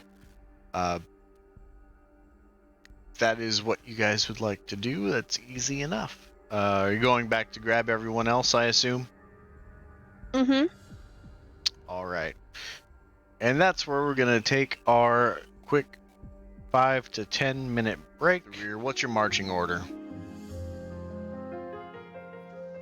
I'll be in the middle. I'll go first. I'll stay close to the front so I can help navigate. All right. So, with the wind blowing profusely, a lot of snow still coming down, it doesn't seem like that there's an end in sight. The snow is quite deep. Everyone who has them is probably wearing their snowshoes to try to stay atop and not sink into the snow whatsoever. But the landscape, it's very hard to determine exactly where the road ends and where it begins, which part was the wilderness, which part was the blazed trail. So, Andy, please make a survival check.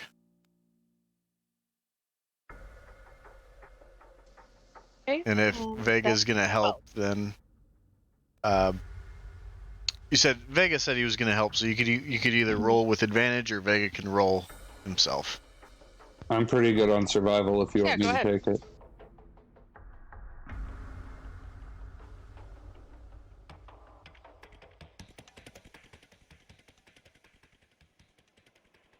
That's 23. 23. So even though you guys did not arrive to Dugan's Hole this way, Vega, you're able to see. Actually not even able to see anything. It's just intuition, and you know the direction you have to go. You still have daylight ahead of you. You guys start heading out that direction. As you're traveling, the wind is horrifically strong. You start to make a little bit of a turn from going directly southeast to a little bit more east, and the crosswind has just been kicking up all kinds of snow just into everyone's face, blowing up against them. Zizix is having a little bit of a hard time with the strength of the wind at this point, just because how small he is. You can only see about 30 feet ahead of you. The big benefit to leaving Dugan's Hole was that you were able to pick out just the tippy tops of those marker sticks, and you've made it out about maybe a 15-minute journey in that direction that they were leading you. The wind continues to roar across the plains of snow down in front of you. I would like everyone to make a perception check at disadvantage.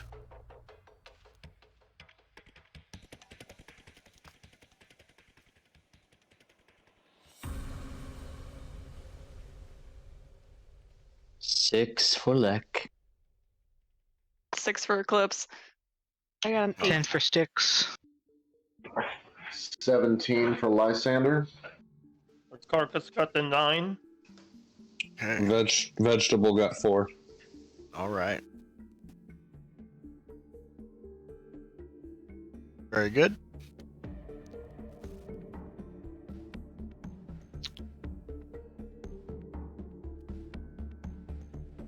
So Zizix and Eclipse, you both hear Lek as well. I'm sorry.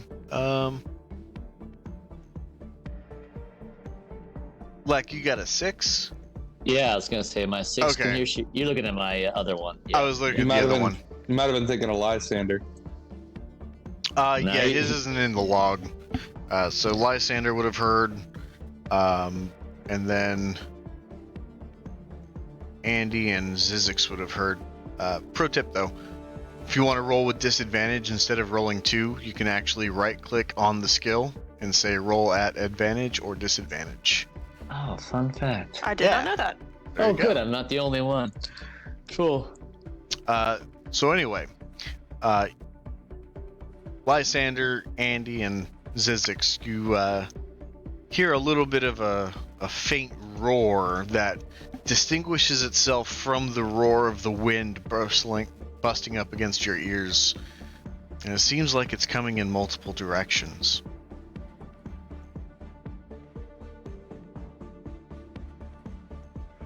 I'm sorry, can you repeat that? We heard what now?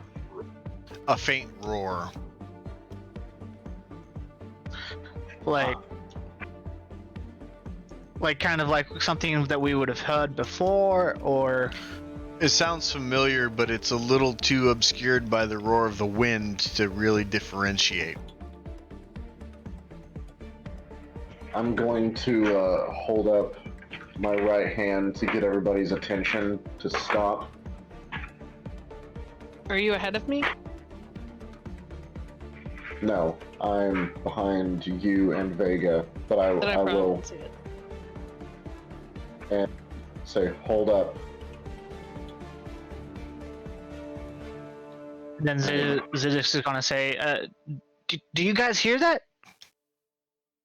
Hear what? Oh, I hear it.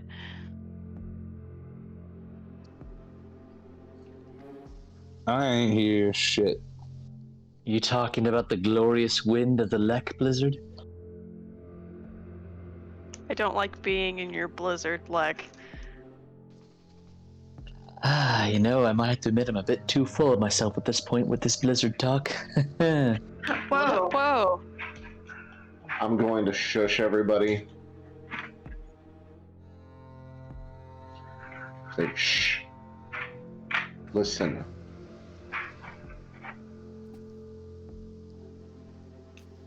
There's a roar that I heard, and not the roar of the wind.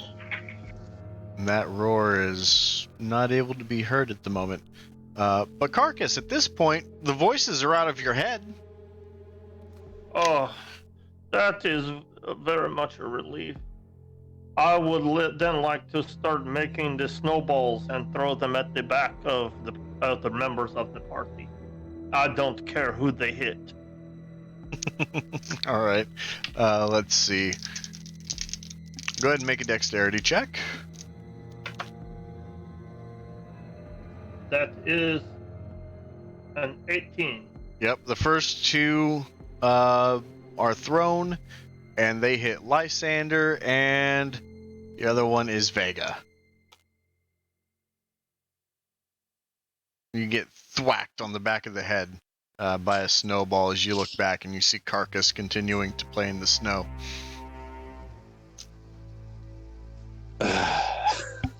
Vega's just gonna sigh and keep trying to listen.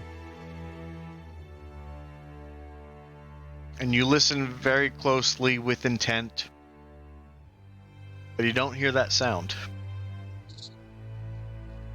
Probably just the wind.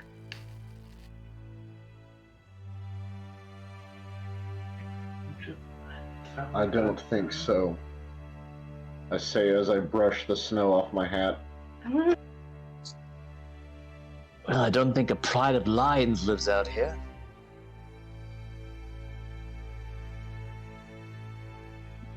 I'll bet you're right about that. Are there snow lions?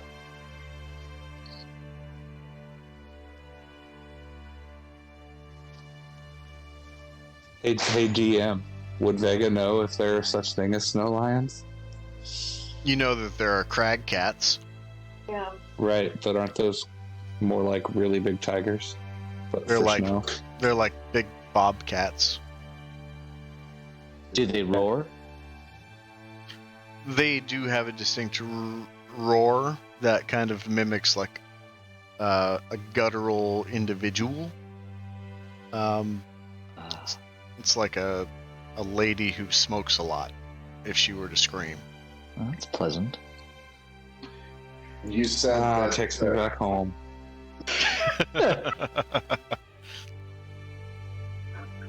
And Sam, you said that these roars were coming from all different directions. I couldn't pinpoint it. Yeah, it's really hard to triangulate which direction the roar was coming from because of how much white noise of the wind.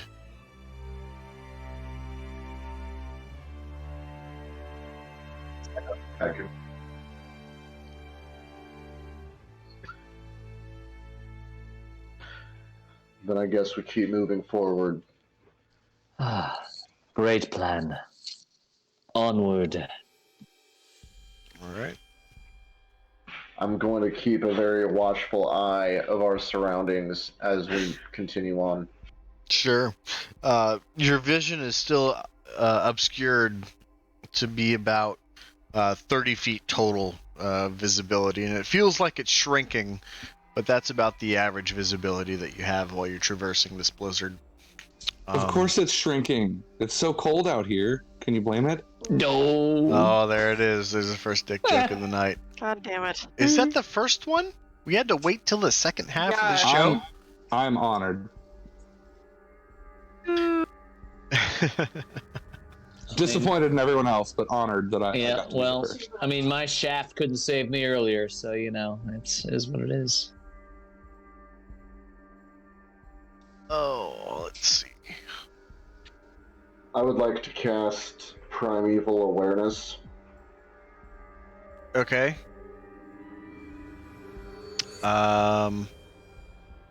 Within a mile radius? Yes. Gonna be a lot. Yep, it's a lot of things. The only thing you're not gonna be getting are like, is it fey creatures you can detect? Yes, aberrations, celestials, dragons, elementals, fae, fiends, or undead.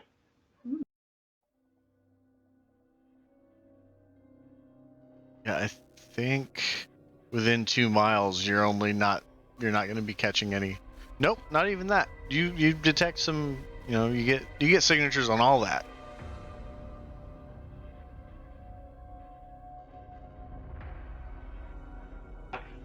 The spell's useless.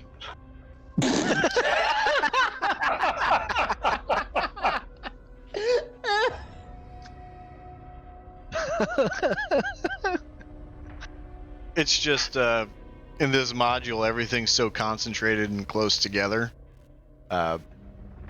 You're hitting a large portion of stuff, and then you think about like the Underdark and what's under there. Well, the Underdark's down below, 2 miles into the rock.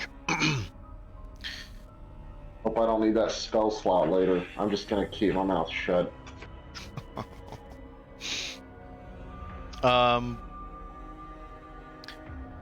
So, continuing on, I would like a new survival check.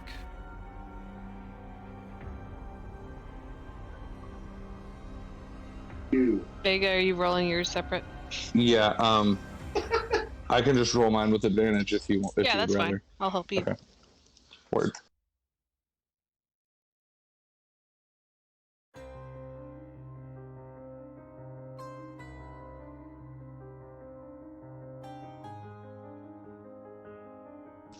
That's a 24. Yeah, you guys continue heading in that direction, towards good mead, fingers crossed, and you hope for the best. One more perception check from the party. At disadvantage. Disadvantage? Yes, disadvantage. You're going off of sound. 3 for Lek. 16. Got a 11. 6. Vega got a 9. Carcass got the 7.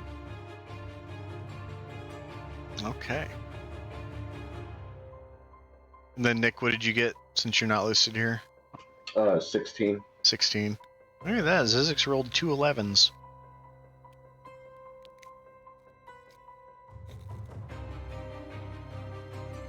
So 13 total. Okay.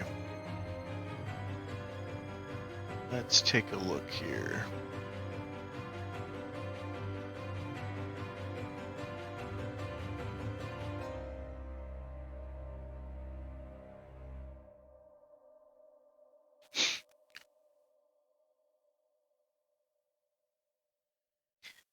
You hear another sound. This one is less like a roar, but more like a screeching noise, like some sort of birded creature.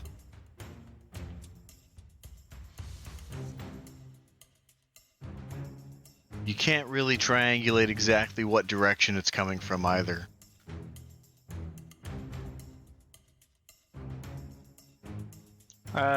Is it Zizix? Yeah, it'd be Zizix and Lysander, I think, are the only ones that rolled high enough this time. Are we just in the middle of like kind of nowhere, like no cover or anything? No cover or anything. You guys are just walking through the white tundra. Having heard the screech, I would immediately look up, see if I can observe anything flying in the sky. Yeah, you don't see anything 30 feet above you.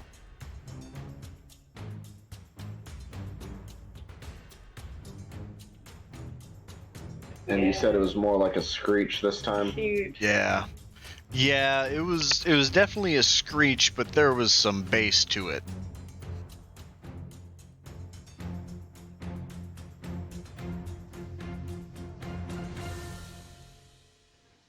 I'm going to look around to see if anybody else heard that. Why are we stopping again? You didn't hear that? No, unless you're talking about the wind, which it probably was. I know the difference between the sound the wind makes and something else.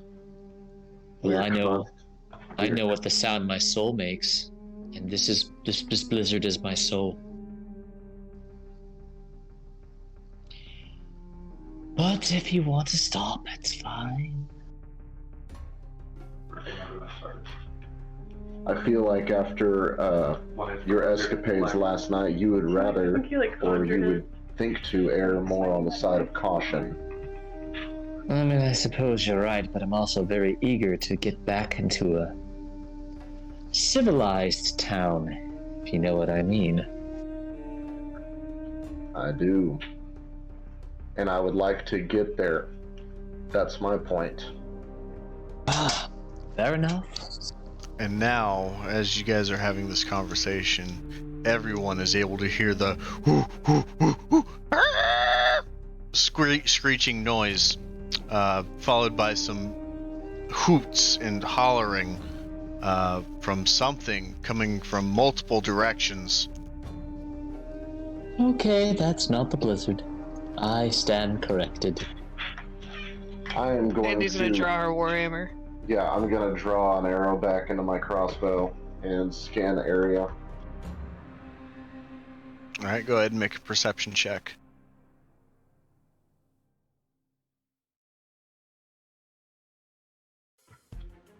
That is a 12.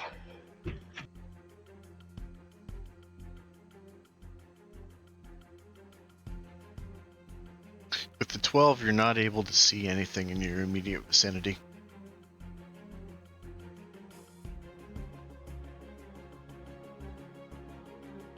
Yeah, I'm sorry, was that at a disadvantage still?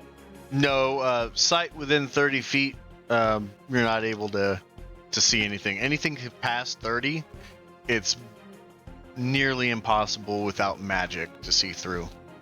Okay. I'm going to turn to Vega and say, are we downwind of anything that you can smell?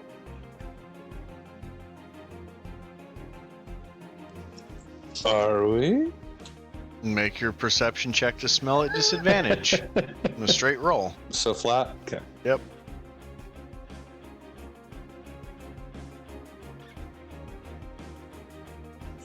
Well, that's a nat 20 plus 3. You definitely smell like there's beasts ahead. Beasts multiple. Yeah, it's a strong scent. Yep. Oh yeah, there's something up there for sure. They don't smell good, and there's more than one of them.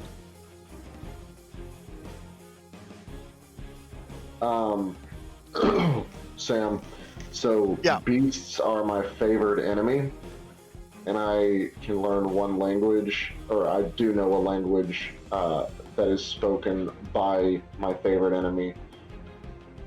I'm gonna yell out in deep speech to see if they can hear it and pick up on it. Okay.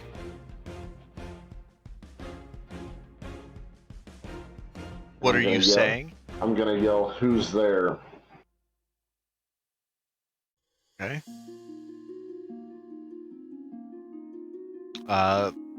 There is no response to your call.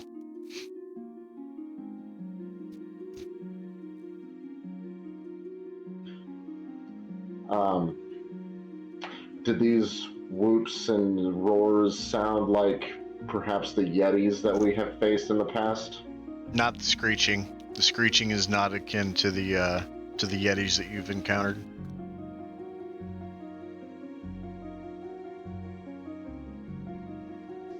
Or to crag cats either.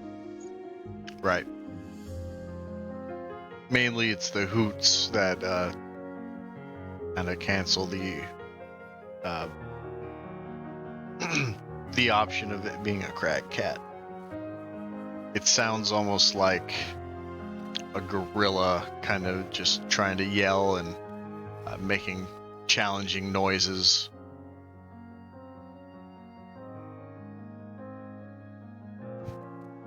I'm gonna yell out one more time in deep speech, show yourself. And there's no response from your call once again. But you don't hear the noise. The noises stop. Do I still smell them? With the wind is blowing as hard as it is, you catch faint signatures of that smell. That just rancid smell. But I can't, with the wind being the way it is, there's no way for me to tell about how far away the smell is coming No from. idea. Okay.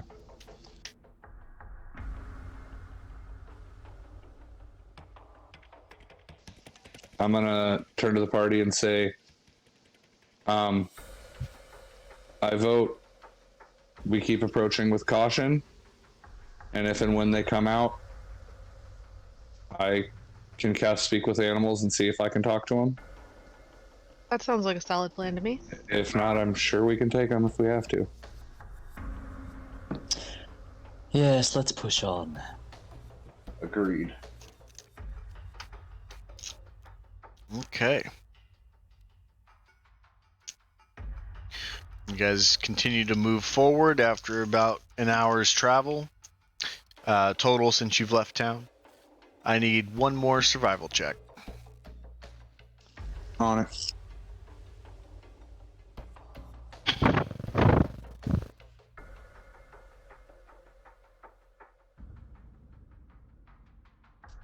Nine. Okay. You guys continue to move in that direction, that same direction that you guys are headed. Let's take a look here.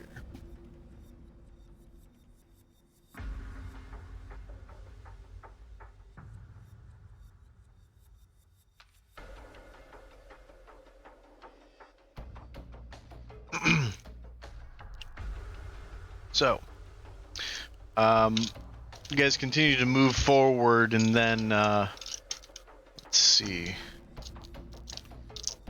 Well, it doesn't seem like you guys are having any trouble with the snow. It's still deep, and the wind is still very much being a real nuisance towards you. But as Lysander continues to look forward and then he takes a look back, he sees that someone has gone missing. In the gusts of the wind and the barreling of snowdrifts that have come up, Lek is actually not with the party. Damn it all to hell.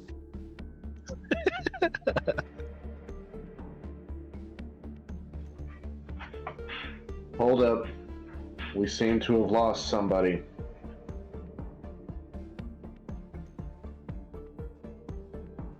How long? You said that it's been an hour. I haven't turned back within an hour to see that he's been gone. No, you guys left town about an hour ago, but within the obscurities of the snow coming down, like this is a serious blizzard, and you can't always see clearly within 30 feet from time to time. So even if you did look back, you saw some people, and you may not have looked back again. But regardless, Lek is no longer with the rest of the party. I'm going to call out for him. Lek, can you hear us? Go ahead and make a performance check.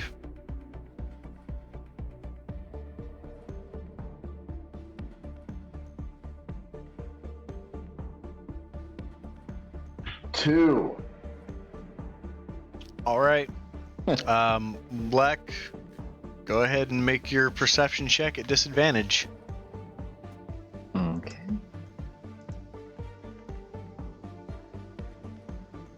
3.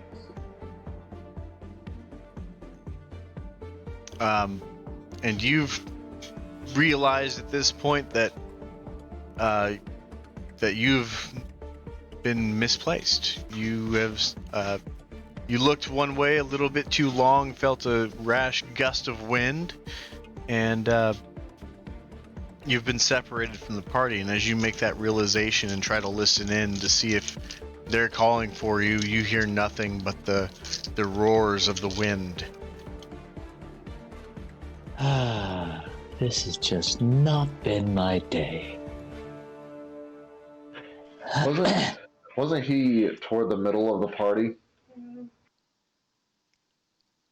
You forgot to Yes. factor in the idiot factor, so... What do you Yes. think? However, when you do such a horrible job navigating through a blizzard and you miss the check by more than 5, a randomly determined party member becomes lost in the blizzard. That's the mechanics of going through a blizzard. Oh dear. Wow. Randomly. Wow, man, I'm Randomly. having bad luck. The deer, Good gravy. deer. So, Well, I'm going to call out to Lysander, since he found me last time. okay. Yeah, I guess I'm just chopped liver then. Well, I mean, it would be easier to call out one name than 2, you know. Yeah, Because sure. that's, It's fine. that's 2 names. No, it's fine. I get it. I mean, your ears are bigger, granted, so that probably is my bad in hindsight. Go ahead and make your performance check at disadvantage. I'm committed, though. I'm committed now. Lysander doesn't even have ears. Fuck me. 18. 18. Disadvantage. Very Performance. nice. Yeah. All What's right. up? Everyone make perception at disadvantage.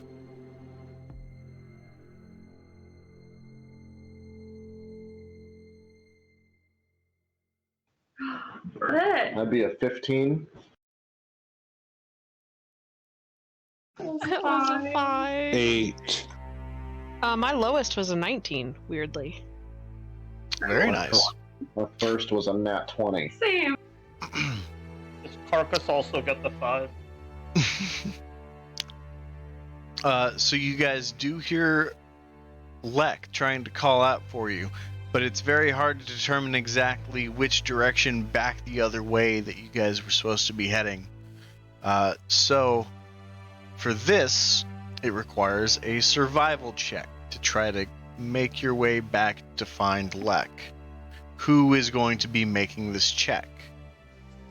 Oh, I just did it. Survival? Yeah, 16 is what I rolled. Oh, 16. Okay. I'll do it too. So you guys wander back around into a direction trying to follow Lek's voice. But it seems like you get taken in a wrong direction. It doesn't seem like he's anywhere close. And then some of you start to think maybe he went back this other direction trying to look for us. Bother. If I may chime in, I would tell everybody look for the imprints from his staff in the snow. And before we move forward, I'm going to take out my rope and everybody take hold of it. This is how we're going to stay together, just like we did on the mountain. Alrighty. Lex says to himself, I wish I'd been holding a rope. Damn. Hindsight. So Lek, while they're out searching for you, what would you like to do during this time? Are you going to continuously move and look for them, or are you staying in one place? I'm going to stay in one place. I'm going to attempt. Okay, are there like trees around me? No, you're kind of just in a very white surrounding area with some rolling snow mounds. All right. I'm going to get up against a a snow mound as some kind of shelter and attempt to cast prestidigitation to make a small campfire. Okay. And the moment you cast prestidigitation, the fire just gets blown out immediately. Damn my ability to blow. Ah, well. That's what she said. Indeed it is. Well, I guess I'll just stay put and for the next 10 minutes and hope for the best. Okay. So, Andy, you rolled a 16, and you guys are starting to head back into the direction of where you think Lek is. I need everybody to make a survival check at this point.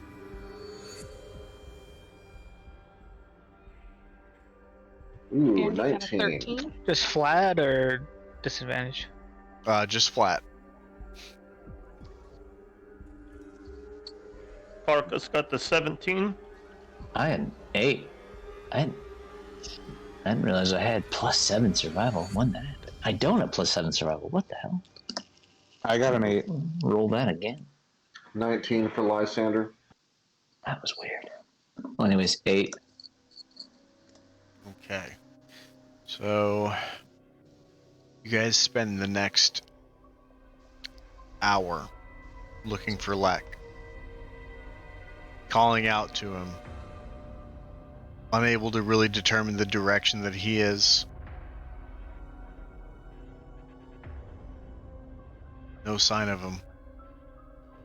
Lek, you call out to the party, and besides those initial returns where they actually heard you, you weren't aware. You weren't able to hear them back.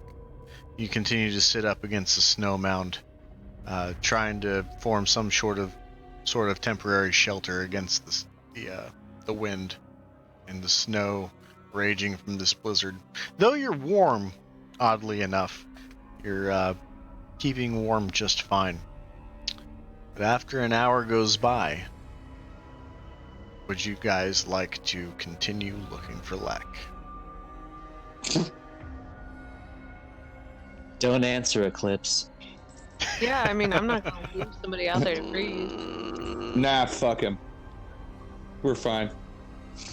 Yeah, I want to keep looking. All right. Go ahead and make another group survival check. 17 for Eclipse. 13 for Andy. You do care.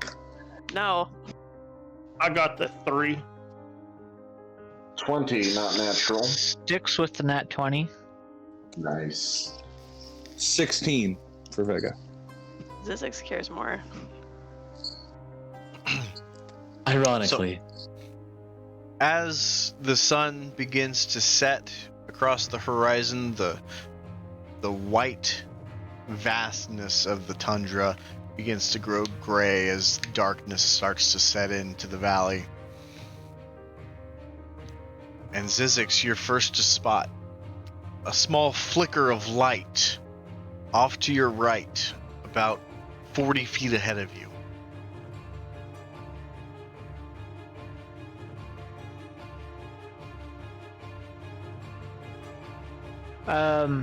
Zizix will just kind of yell out. I guess at this point, who can I see? Everyone's tied up to the rope, so I imagine you guys are in pretty close quarters. Okay. So Zizix will just yell out, "Hey guys, over there!" and point up to the glow. Andy will look that way and start moving in that direction. As you guys start to encroach upon the light, you see Lek leaning up against a snow mound, bound and determined to continue to get this fire going. Lek, Oh, hey guys. are you okay? I'm alright. I thought I'd welcome you to join me by my fire, but as you can see, that's not happening. I'm ready to leave now. Here, grab some of this rope. We're gonna use this to make sure we stay together. Ah, what a great idea. Hindsight, right? Mm-hmm. I'm glad we found you. I'm glad to be found. Goodness, I don't want to be stuck out here with whatever else is out here. Yes, Yeah. wouldn't that be terrible? Love you too, Cue the Eclipse. noises, the and the screeching sounds. Definitely closer now. As you guys take a look around at the sounds and you count 3 owl bears surrounding your immediate vicinity. Please roll initiative. Oh, I'm glad you guys found me first. Owlbear. That's a 23. Couldn't even take on 1 health by myself, so that wouldn't have ended well. 20, not natural for Lysander. Okay. An 18? What was that? 19 or 18? 18. 18. Carcass. 17. 17. Zizix. 7. 7. Vega. 10. Teen. Black. 11. 11 is correct.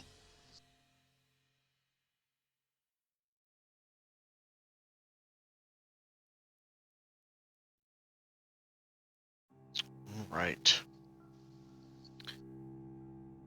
So, first to act is going to be Eclipse, as you see these owl bears encroaching about 30 feet away from each other in very loose formation. They start encroaching and they stand up on their hind legs, and you see these feathers just start to bush up in a aggressive formation.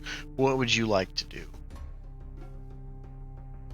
How far away is the closest one to me? Probably about 20 feet or so. Sick. Like exactly 20 feet? Yeah, we'll say that. Cool. I'd like to do Breath of the Dragon in a 20-foot cone towards that one. Okay. So that would be 2d4s damage if it hits.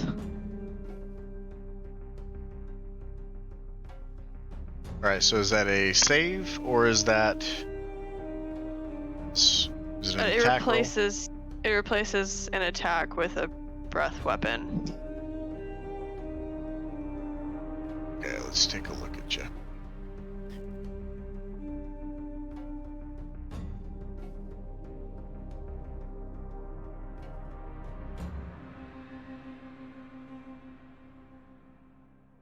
Okay, so it's a dex save. DC 10. That is a natural 12, so they will save. They'll take half damage, so roll damage.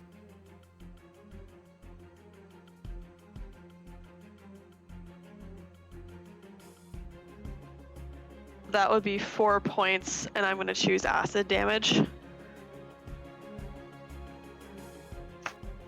4 points of acid damage. All right. Got it. Anything else? Nope, that'll be good for me. Okay. 1 second here.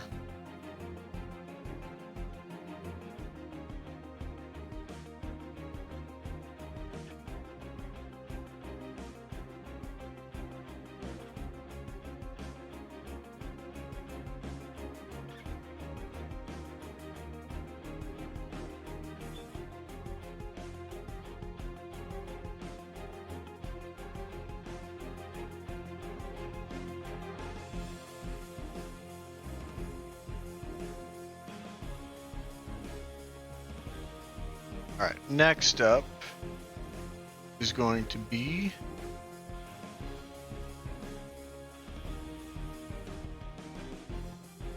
Lysander. You're up next. Okay. And how far away are they from us? Roughly about 20 feet. how far apart are they from each other? Roughly about 10 to 15 feet apart from each other. Okay. Then I am going to take my crossbow that I had loaded earlier, and I'm going to fire at the one that Eclipse had splashed acid into the face of. Okay.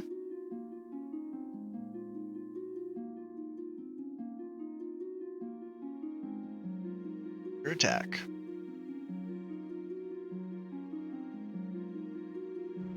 That is a 12. A 12 will just miss.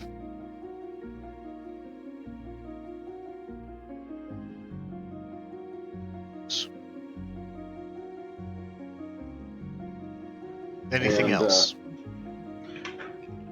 Bonus action, I will cast Hunter's Mark on that one. Okay, very good. Anything else? That is all I can do.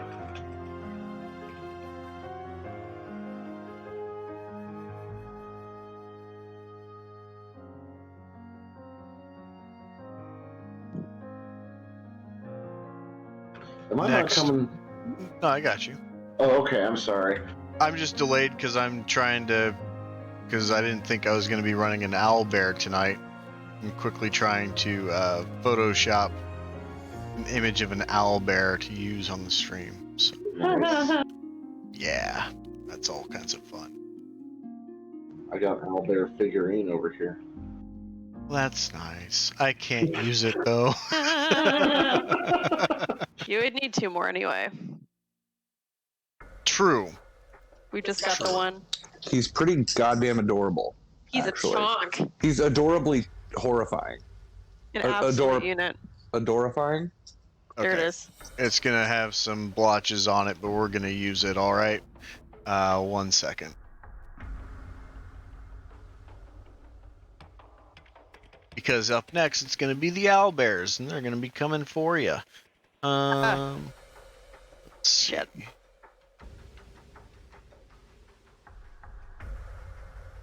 Let's see what these guys look like here.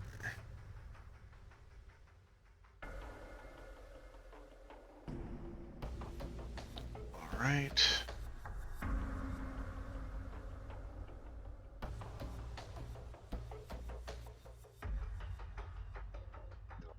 There you go. The snowy owlbear, everybody.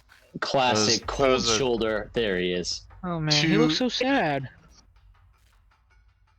That was a 2-minute Photoshop. All right.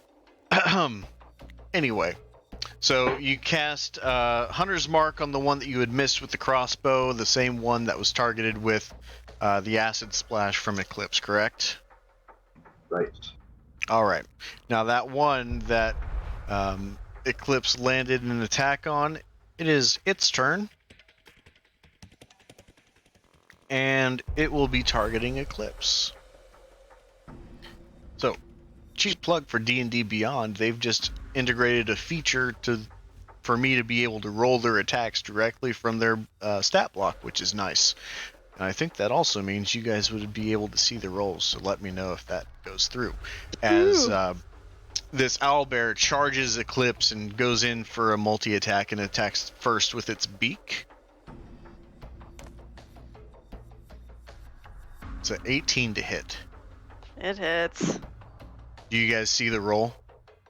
No. You don't see the roll? Okay. Unless it's still in the oven.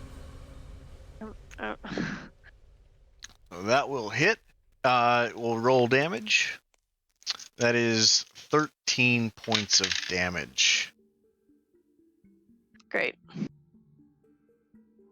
Next up, it will attack with its claws. That's only a 10 to hit, so that will miss.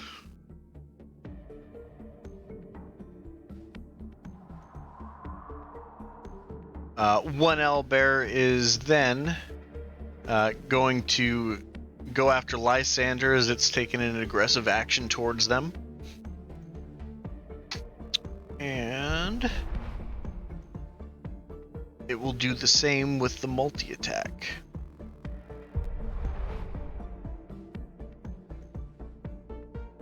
The first attack against Lysander is a 15 to hit.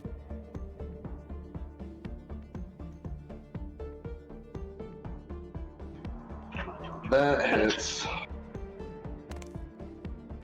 That will be 14 points of damage.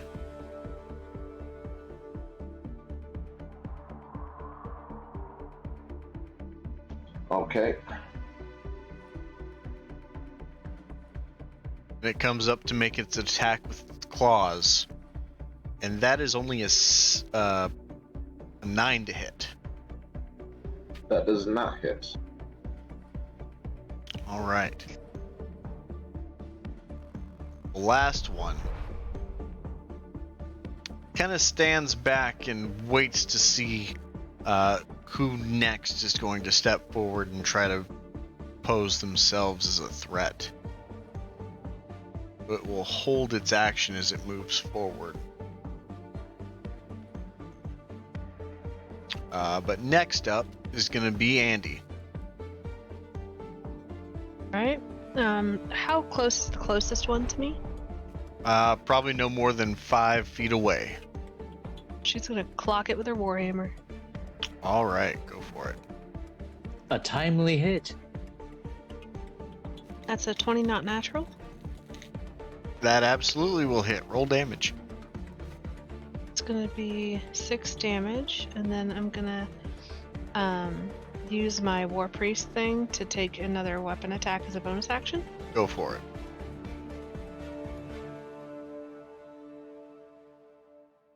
Another 20 not natural to hit. Very nice. Roll damage again. That's gonna be 9 damage. So 15 total damage, and that's my action. All right. Next up, Carcass. You got 3 owlbear things coming towards your friends. What would you like to do?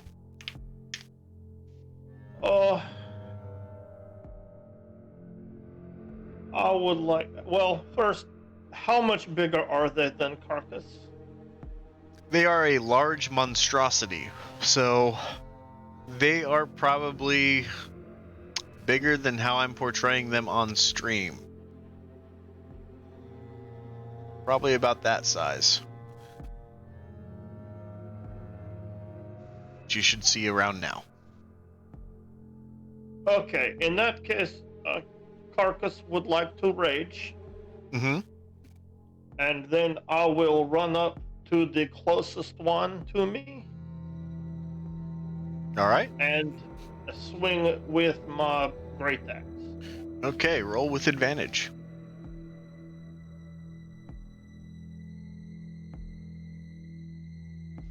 With advantage, that's an 11. That unfortunately will miss. Is there anything else you can do as the owlbear kind of quickly takes a step back and your great axe just barely grazes across it? Yes, with oh no, I used my bonus action to rage. So no, I think I am done. All right. Next up is going to be Lek. Right off the bat, I'm going to cast Armor of Agathis on myself because your boy's still fucked up. Yep. All right. Anything else for And- your bonus?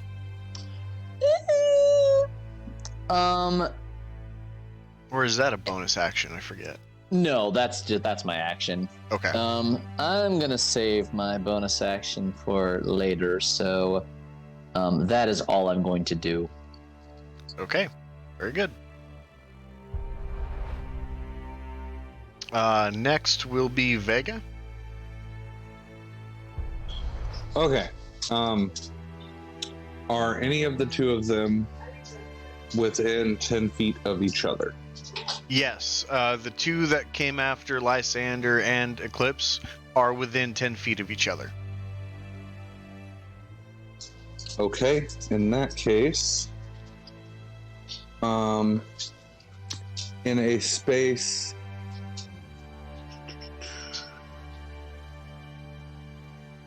sorry, 1 second. You're good.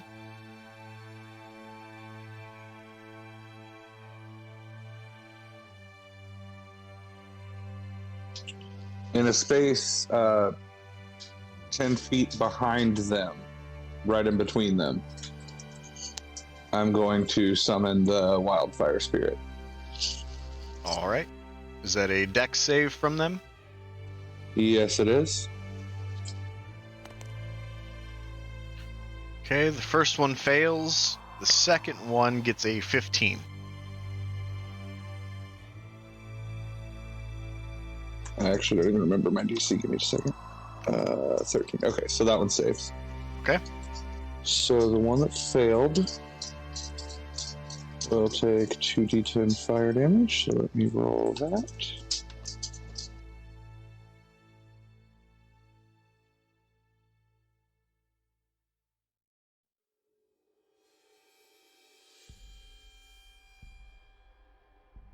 Two d10 is very nice. And that would be 12. 12 fire damage. 12 fire damage. As this owlbear is just incinerated, you see a lot of the white feathers and fur on him start to smolder and turn black as the incineration of his immediate vicinity is quite visible. The other one takes half? Or no? No, the other one doesn't take any. Okay, so the other one's able to dodge out of the way and avoid the heat entirely. Anything else? Yes, as a bonus action, I will then command the wildfire spirit to cast flame seed on the other one that evaded. Okay, go ahead and or is that another save? No, that one is an attack, so I Alright, will roll the attack. Roll your attack.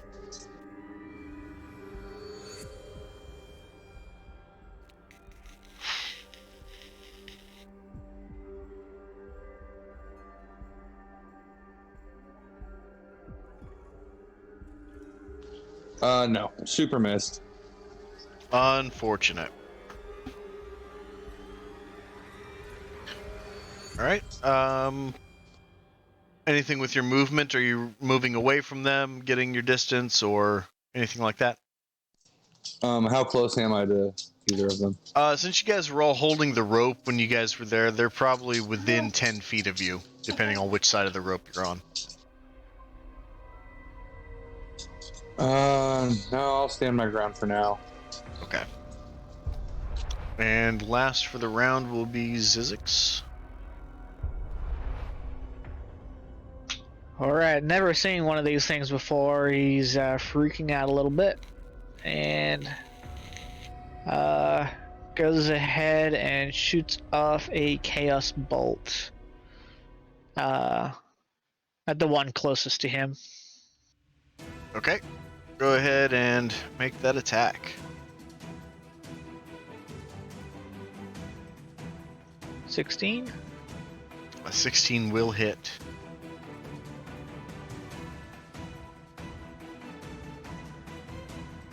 $14 damage. What? Yeah, that will be poison. Poison. damage. Very good. Anything else with the bonus action? And then Ollie will use his false attack. Okay.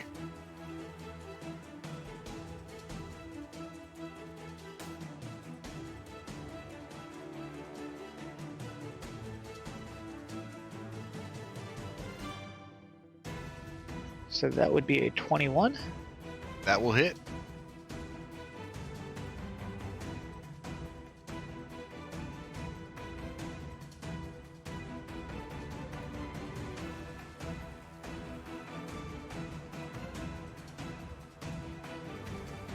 That'll be 3 damage. On the same one? Yeah. Okay. Is that it?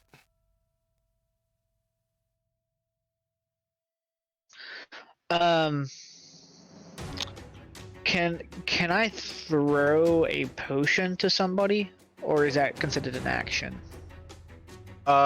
If you are handing off potions to people, I think that's a free action. If you were to force them to take it, that's a standard action.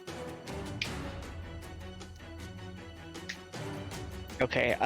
Who have I seen get hit so far? So far you saw Eclipse and Lysander get hit.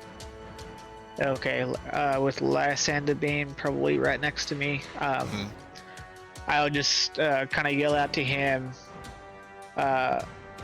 Lysander, drink this, and throw him a potion of healing. Okay.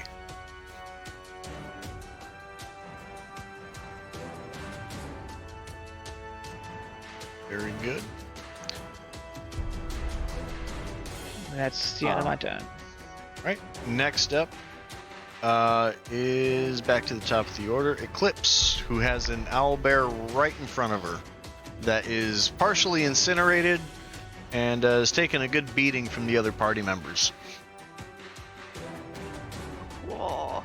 I'm gonna go in with my quarter staff on a place where it's incinerated, so it'll hurt more.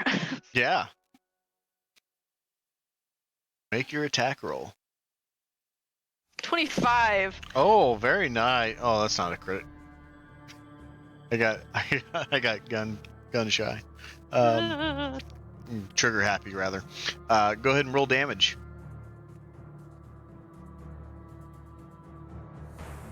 That is 9 damage. Very nice. Anything else?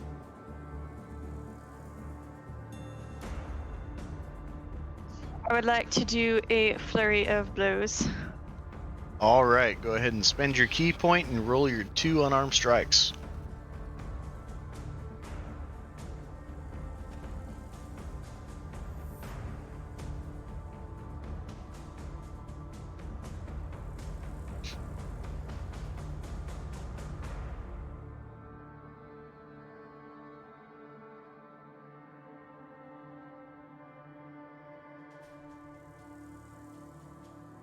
So that was a 26 for the first one and a 23 for the second one. That's gonna hit both of them.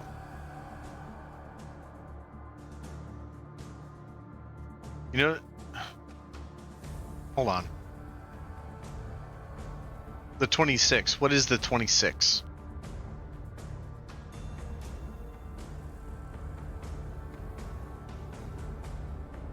Clara? Hold on, I'm looking.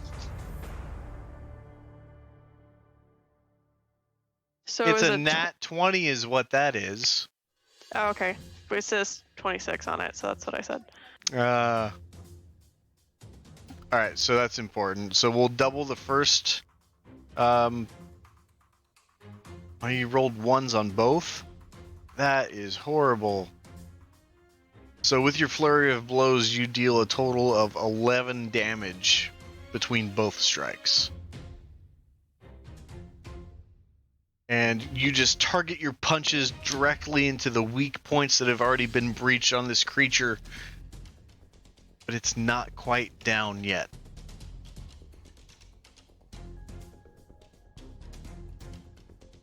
Anything else you'd like to do? Any movement? Nope, that's it. All right. Good round. Lysander, you're up. Okay.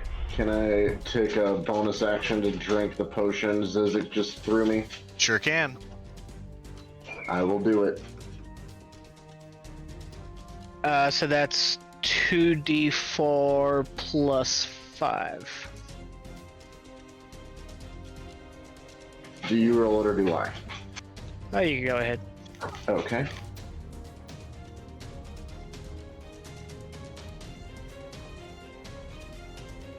Alright, that's 11 healing, I take it. All right, very nice. What would you like to do with your standard action? I will go ahead and draw my longsword for the one that is closest to me. Well, rather, is the one that's close. Sorry, the dogs are running around here. You're good. Alaska's a good girl. Yeah, Ollie's here too. So there's. Hi, Ollie. Well, is the one closest to me? Is it one that's been injured? The one closest to you is the one that came up and attacked you. The one that you attacked earlier is the same one that Eclipse is attacking. Okay. I will go after the one closest to me. Has it taken damage yet? It has. Okay. I'm gonna hit it with my long sword. All right. Colossus Slayer incoming. That's a 20, not natural. That'll hit. Roll your damage and your extra D8.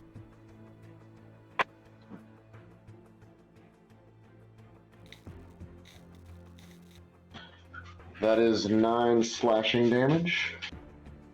Okay.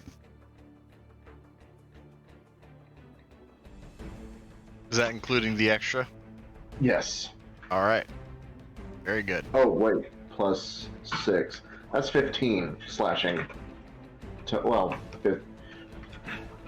counting. Math is hard. What was your first value? Slashing. So that was. It's a 9, I think. Yeah, It was a 9. I rolled an 8 and a 1. So let's say 14 slashing damage and 1 for the Colossus Slayer. Okay, the number that you told me first was 9. Right? Right, that's what I rolled total. I forgot to add the plus 6 damage to the longsword. Gotcha. I just already put in 9, so I just wanted to be sure I did my math right too. All right. Yeah. Very good. I was mistaken. No worries. Anything else? That is all for now. Did you include your Hunter's Quarry? That one. Oh, that was on the other one. Yeah, I have That's not right. changed it over, so no. Okay. Next one up is going to be the owlbear that is being beat up by everybody. Clara did a lot of damage on it this last round, but so did Vega. I think it's going to stay with the what it thinks is the easy prey in front of him and go after Clara. So he's going to use his multi-attack again. First time with the beak. That is a 12 to hit.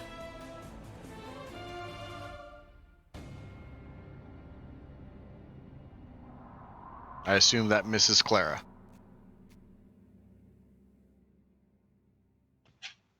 Sorry, what? 12 to hit. That misses. Okay. Next attack is going to be with his claws, and that one is a 24 to hit. It hits. What in the butt did you just say? Yep. 24? 24 to hit? Oh, what the butt indeed. That is 11 points of slashing damage with its claws.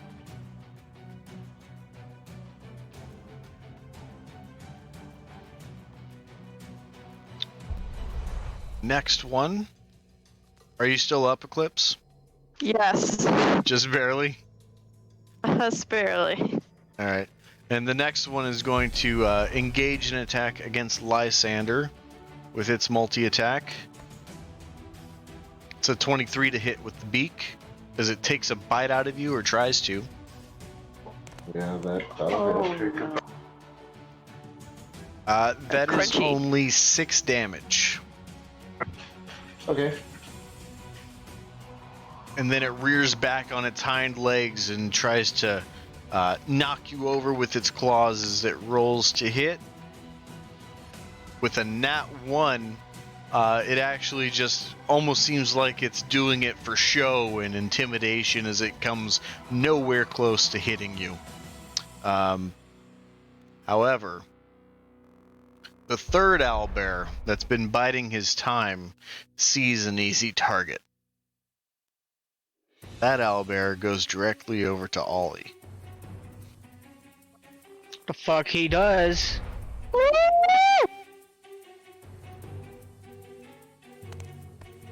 And it rolls a 9 to hit with its beak to try to bite Ollie. And he misses. And then he rears back with his claws, and that's a 24 to hit.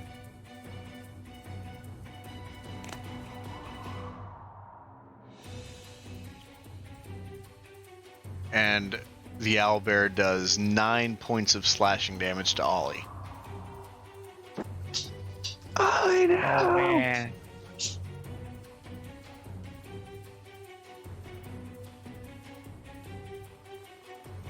Next He turn. done gone pissed me off.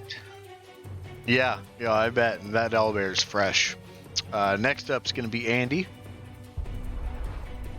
All right, I'm just gonna keep going after the one I went after before with my warhammer. Okay, go for it. Ooh, that's a 12. That is just missing. This thing and attack again. All right. That's a 15. 15 will hit this time around. Roll your damage. Ugh, 1. So that's 4 damage. 4 damage. You didn't get all of it, that's for sure. But you're hitting in a weak spot, and the owlbear kind of keels over back from where its exposed stomach was as it was trying to claw Eclipse. And you bring it back down to all fours, and it lets out a really loud screech in your immediate vicinity. And you feel just the power vested in the lungs of these owlbears. And it just reeks. Anything else? That is it? Okay. Carcass, you're up. Okay. So I am going to recklessly attack this one. Okay.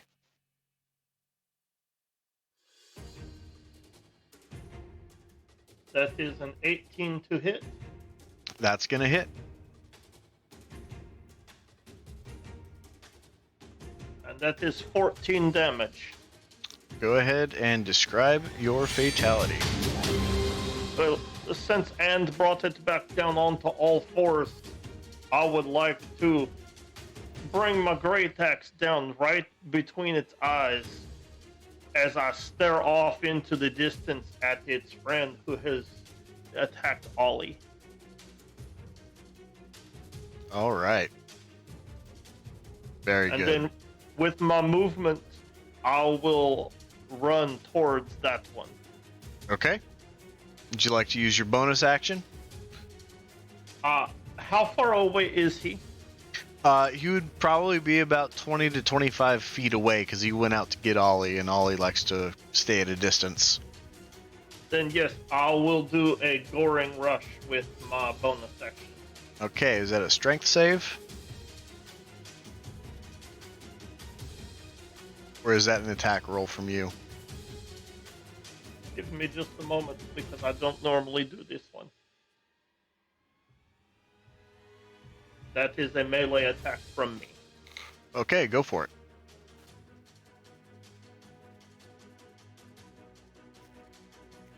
Oh no, with my horns that is a nat 1. So you don't pick up the speed that you're accustomed to with as much snow that's on the ground, and you're not able to push the owlbear in any direction as he continues to claw on Ollie's corpse.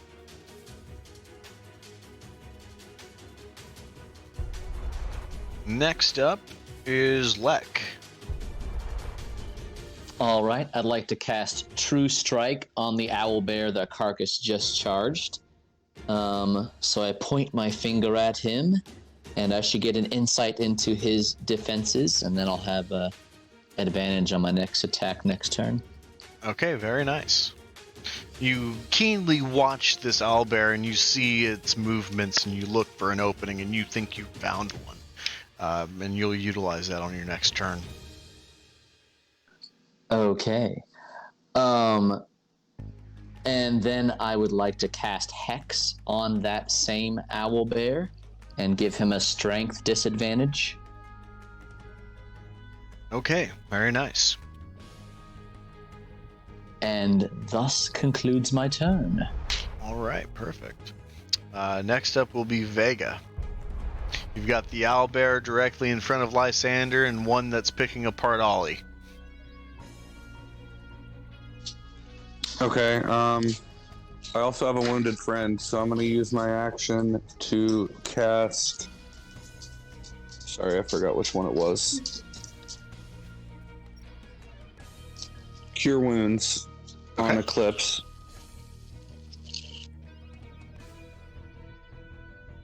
And I'll go ahead and let her roll that. It's a D8 plus 3.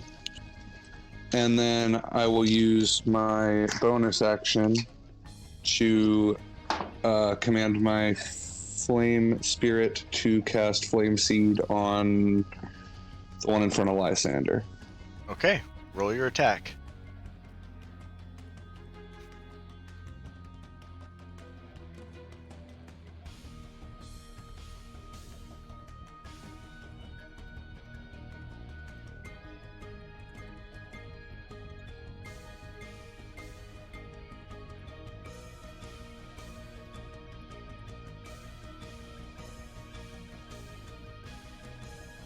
That's just a 9.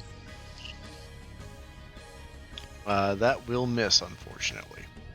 Anything else? I'm gonna stand here shocked that 9 missed. But no, that's it. Shocked Pikachu. Yep, exactly. Next up is Zizix. Okay, so question. With a mending spell, it says it has a cost time of 1 minute, but it's instantaneous. So it's not concentration. Instantaneous means that it does not take precursor time to cast it, but the duration of the full cast is a minute. So I guess I'm confused as to what that means. So, like, if you're trying to go over there and heal Ollie you'd have to take a full minute to put him back together and cast Mending. Even though it's... So basically, instead of taking a minute to actually get the result, we get the result at the start, but that I'm still out for a minute from everything else. You would get the result at the end of the minute of putting him back together and attaching him.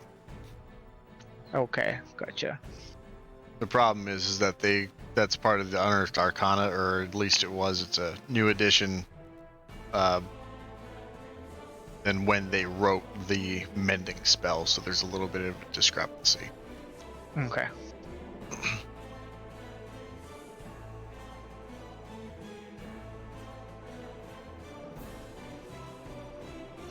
And healing spells don't really work on constructs, do they? They should work fine. No, it doesn't. Spells have no Doesn't? effect Is on undead or constructs. Okay. It'll work on me. Are you considered a construct? I don't know. Yeah. You are. He is? Mm-hmm. No, because Well, he's got an elemental soul. Or like a soul. An old Then soul. If he's legitimately a construct, then no healing will ever help him. I don't think playing character constructs count that way. Yeah, Warforged are different. They are constructs. Yeah, Warforged are different, yeah. But healing is still viable. Okay.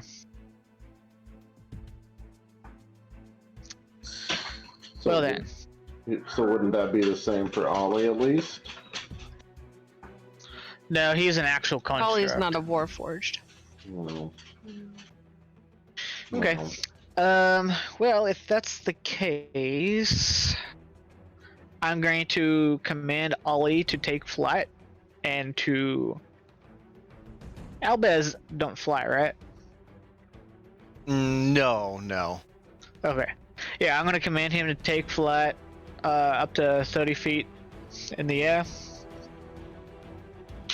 And then I am going to cast another Chaos Bolt at the one that attacked Ollie. I'm sorry, who's flying in the air? Ollie. I thought he was down. Was he not? Nope, he has 1 hit point left. Gotcha. With that extra level we gained, he gained 1 hit point. Look at him. I Surviving. Hell yeah. He's a big boy now. No longer the one-hit wonder. Yeah. There he is. So yeah, he's taken flat to get out of. Well, yeah, he's taken flat to get, I guess, to get out of reach of the owlbear, which would probably incur a opportunity attack, won't it?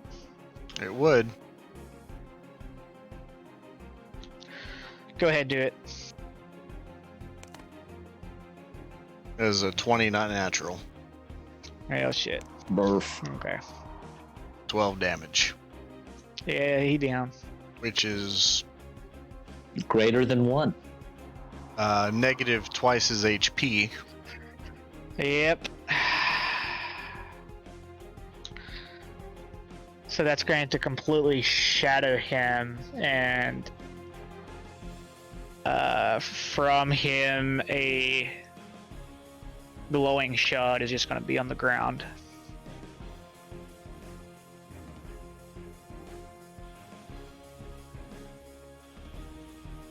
Can All right. Zizix rage? Would Zizix like to multiclass to Barbarian? Wouldn't that be hilarious? Shades of Murdoch, man. Alright, so you commanded Ollie to take flight, and upon leaving the ground, he got swiped out of the air by a claw and torn to shreds. Alright, Zizix is just going to yell or really scream out, "No!" and unleash another Chaos Bolt. Alright.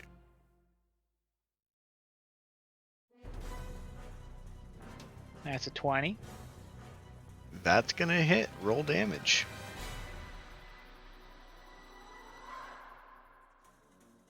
Seriously?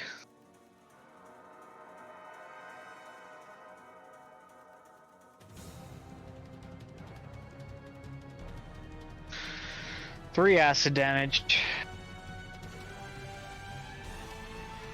Okay. 3 damage. Anything else?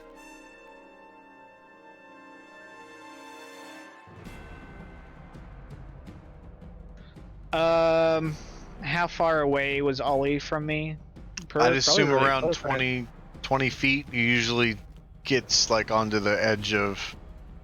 I imagined he ran out and distanced himself from everybody and then fired. Was he closer? Did he stay close? I mean, he would have been pretty much right next to me. I didn't actually Okay. command him to fly out at all until just now. Gotcha. Okay. I usually thought he ran out and did that, so he was pretty close to you when that happened. All right. So he's I'm literally going- probably 5 feet away. Okay. So then can I move to where that shard dropped from him so I can pick it up? Yeah, you wouldn't be leaving his threatened range, so you're able to move and pick up the glowing shard from in front of the owlbear. I'll probably just like straddle the crystal and then just kind of stay on the fetal position on the ground. Did you say the fetal position? Yeah, just like Okay. kind of covering it. Gotcha. All right. Eclipse, you're up next. having got some healing and downed your owlbear in front of you, you have the one that Lysander is fighting, and then you have one that's taken off to go fight Ollie, and around there that Carcass is charged. I will go towards the one that Lysander is currently fighting off. Okay. What would you like to do? Let's do the quarterstaff again. Is there any specific area on it that's particularly injured? This one seems to be injured in a few spots, a few cuts, cuts and bruises on it, particularly around the shoulder chest area. Okay, then I will aim for its shoulder. Oops. Go for it. Shit, that's an 8. That will miss, unfortunately. Anything else with your bonus actions? Yes, let's do an unarmed strike.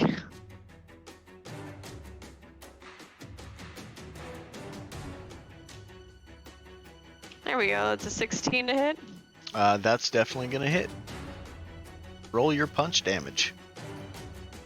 That is 7 damage. Very nice. So you definitely hit a weak spot on this owlbear as its eyes change from looking directly at Lysander and Vega to looking at you, and it lets out another. It lets out actually a couple of hoots, just hoo, hoo, hoo. I'll hiss in its face. All right, Lysander, you are up. Okay, where is the one that I cast Hunter's Mark on? Dead. Okay. In that case, I would like to spend a bonus action to move that over to the one that Eclipse just attacked. Yep. And I'm going to run at it with my longsword. All right, roll your attack.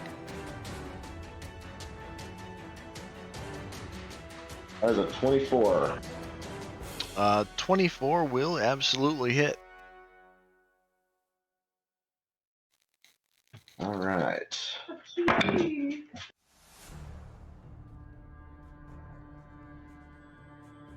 So it's 13 slashing damage. Very nice. And 1 force damage, and then 4 from Hunter's Mark. So 18 damage total. And you drop this owlbear as it rears back like it was going to attack, and then it drops down in front of you. Awesome. And then it starts to get up. Anything else?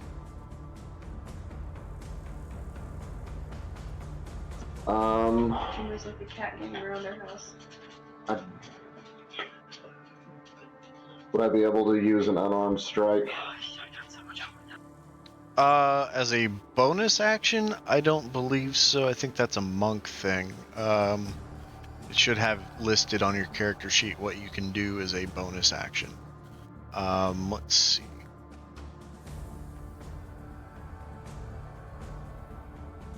Combat, 2-weapon fighting. So actually, yeah, you'd be able to make your unarmed strike. You just wouldn't roll proficiency on it. Right, it's just a flat roll. Yep. That's another 24. All right, that'll hit. Roll damage. That's 5 flat bludgeoning damage. Oh, that's right. Yeah. Go ahead and at this point describe your fatality. Well, after cutting it down with my long sword, and seeing it fall down and it stumbles back up, I'm going to jump in the air. Wait a minute. Use your bonus action already to reapply Hunter's Mark. Oh shit, you're right. Sorry about My that. bad. Never mind.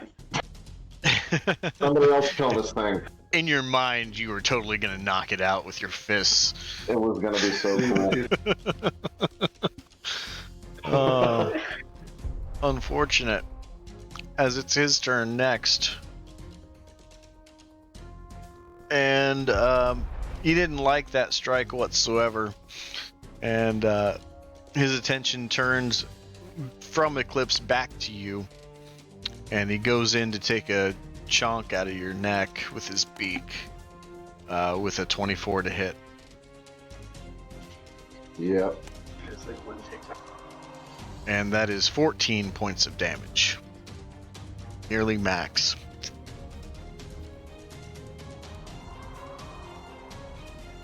All right. Okay. And he rears back and he tries to swipe at you with his claws, which is only going to be a 12 to hit. That will miss. All right. That is his turn.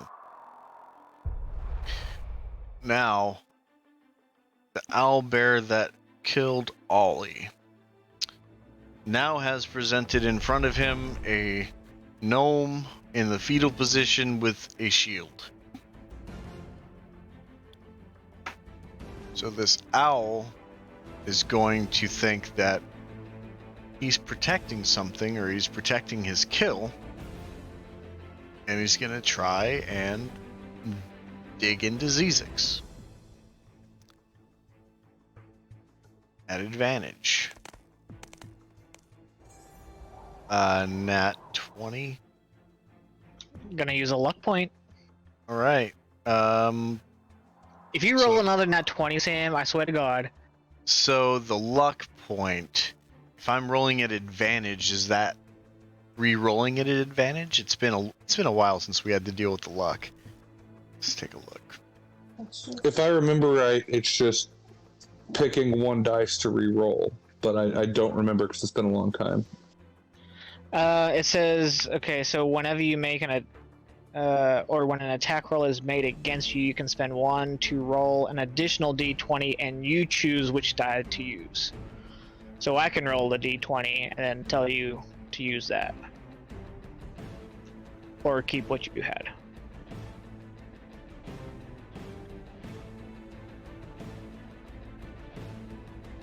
I don't think you roll it. I think I roll it. That's the wording on D&D Beyond. I think he does roll it. Oh, okay. Huh. All right. Go ahead and roll. You roll that 1. I mean, I still rolled well, but no nat 20. What'd you get? So I got a 17. It's interesting. I'm gonna have to read about that a little. I'm gonna have to read a sage advice on that, because the other one that he rolled was a 14. So in theory, if you rolled a 2, and I would have to use that 2, I would replace it with the nat 20, but I still had the other 14 roll that he had, and it was at advantage. So I wonder how that would play out. Yeah. But in any case, that'll hit. And that is 14 points of damage to you. And then we'll roll at advantage for his claws and have a 19 to hit. That'll miss. Alright, very good.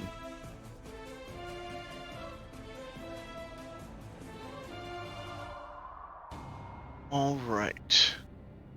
And that ends its turn. That brings us to Andy. I'm going in with the Warhammer again. Or is anyone really bad off right now? Eclipse has taken a good lick. Okay. In that case, Lysander too. I'll use my main action to do Warhammer. Yeah. Roll your attack. Ugh, that misses. It's an 8. And then bonus action, she's going to cast Healing Word on Eclipse. Okay, go ahead and roll your healing while we move to Carcass. That's going to be 7 healing for Eclipse. Nice. I will recklessly attack this owlbear. Okay. That is a 15 to hit. That will hit.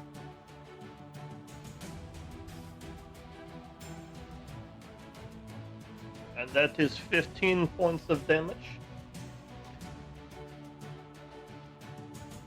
Okay, 15. Very nice.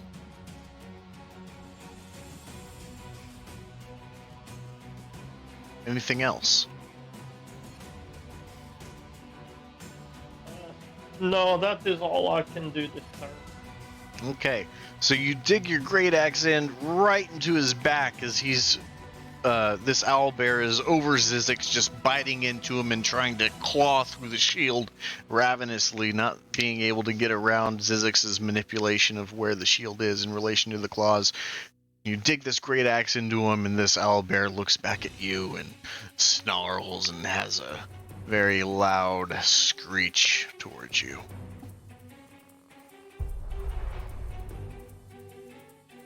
Next up will be Lek. Okay, I am going to use my advantage and cast Eldritch Blast at the owlbear that is attacking Zizix. Yep. Use that advantage. Oh baby, nat 20, 27. Very nice. Oh shit. Roll damage.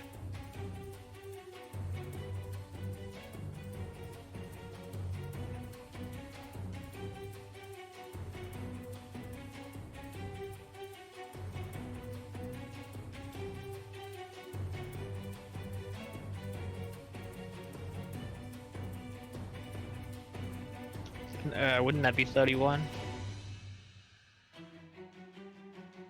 Hmm?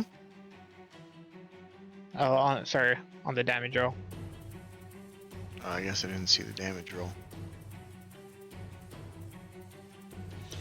Or is it 1d? Oh, I see. So No, 19. is it 2d10 now? For your cantrips, or is that at the 5th level? I want to say it's the 5th level. It's probably that it had the crit, because in D&D Beyond it does double the die. That's right, yeah. So that would mean that's 14 plus 5. That would be 19 damage. Very nice. And Very then nice I'm going to shot. add my necrotic to that as well for Hex, which would be a solid 1. Good job. Good job, Hex. Still. So as this owlbear is turning back to look at Carcass, you just Eldritch Blast it right in the neck. And it startles and moves back just slightly and then turns its attention from Carcass directly to you. And its eyes grow wide. Prepare to get cranberried. And that's the end of my turn. Vega is up.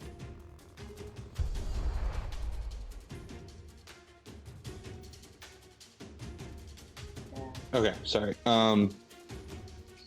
I will cast. Damn it, it went away. Scorching Ray. Okay. At the one that's being attacked by Carcass, or the one in front of Lysander? Whichever one was going after Zizix. Okay. The one by Carcass. Right. Okay. So I will cast Scorching Ray on him. All right. That is a 17 to hit. That absolutely will hit. Roll your damage.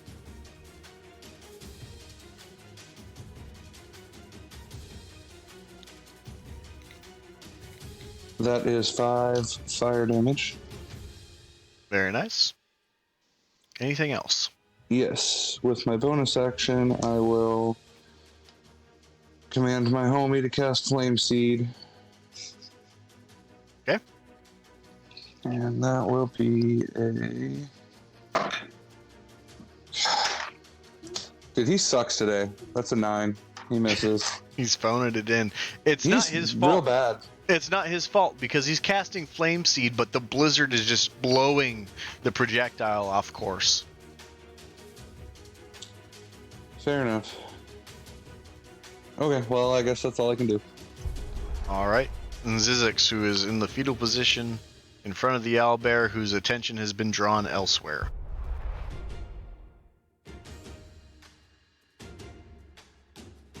So, am I considered flanking him now? Not in the prone position. Then I will stand up. Okay. Half your movement. And now you are flanking. So I get advantage. You sure do. Alright, I'm going to cast Firebolt right to the back of its head.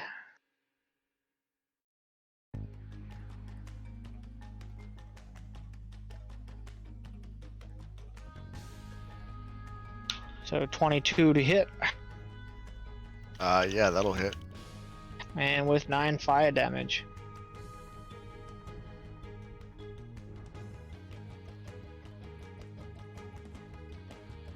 I'm sorry, how much? 9? 9. All right, Yeah. very good.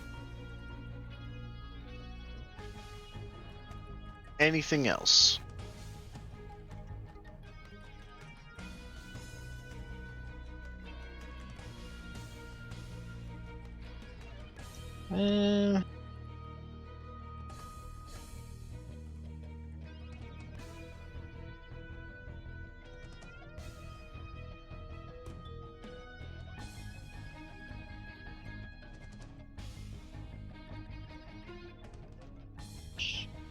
Uh, I'm just gonna pick up the shard and put it in my bag.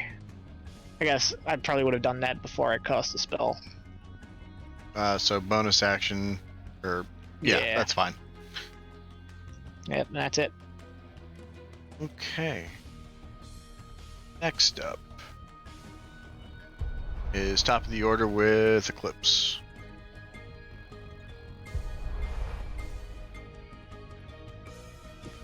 Okay, so that owlbear is still in front of Lysander, correct? Yes, it is.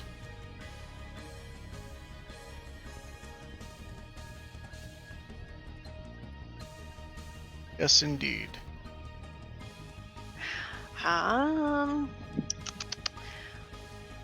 I guess I will hit it again where it's vulnerable with my quarterstaff. All right. Roll that attack. 17. That's gonna hit. Roll your damage. Nice. That's 10 damage. Oh, perfect. Go ahead and describe your fatality. Cool. So I'm gonna take like a really cool like launch into the air and just bring my quarterstaff right down on its head to make its skull crack in half. All right, perfect. And that owlbear is down.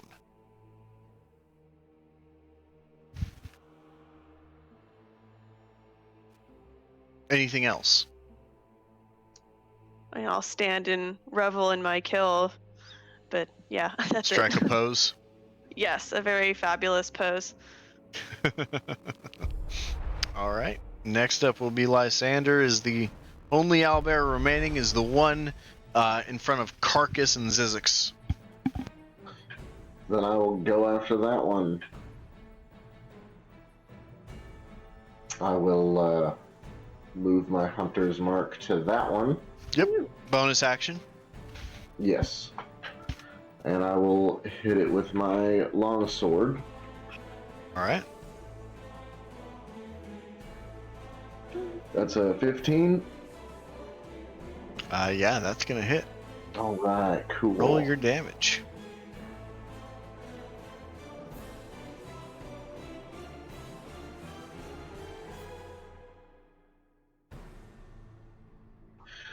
All right, that will be 10 slashing damage, 1 force damage, and 4 from Hunter's Mark. 15 total. So I will have you describe your fatality. All right, seeing Eclipse having downed the one that we were attacking last round, I will run to the one that is still alive, and I will just drive my longsword up and through the bottom of its beak and out the back of its head, and pull it down very quickly as it falls to the ground. Okay, very good. And you guys are now out of initiative, as it was a very close call. It was a very, very strong encounter you guys pulled through. If it wasn't for you, Lysander, I think Lek would have been the target of the next charge and attacks, and could have been bad for him, and he would have just had a horrible, horrible session of dying twice. Hey, I had armor of Agathis. That owlbear would have died attacking me. That's true, actually. Oh, dang. Forgot about that. Either way, you're welcome. Yeah, you're welcome for warming him up for you, BTW. Thank you. Thank you. Thanks But- all around. Nevertheless, That's enough. Lek has been located after being lost in a blizzard from the party. The party is back together now in the darkness of the 10 towns while an immense blizzard is ongoing. And this is going to be where we take a stop for the night. And we will pick up again next week, next Wednesday, 7 p.m. Central, 8 p.m. Eastern. Hope everyone had a good time. I know I did. What about you guys? Yeah, had a blast. All right. It's quite the roller coaster. Quite the roller coaster, Sam. Indeed. Indeed. You had your ups and downs. Probably Sure more did. downs. Probably more downs. This is the first time in years of playing D&D that we've ever faced, well, that I've ever faced an owlbear, and I've been very excited for that from the beginning. Absolutely. But You must have been like, how will it get any better than this? For sure. That was fantastic. make your performance check, Andy. Yeah. Okay.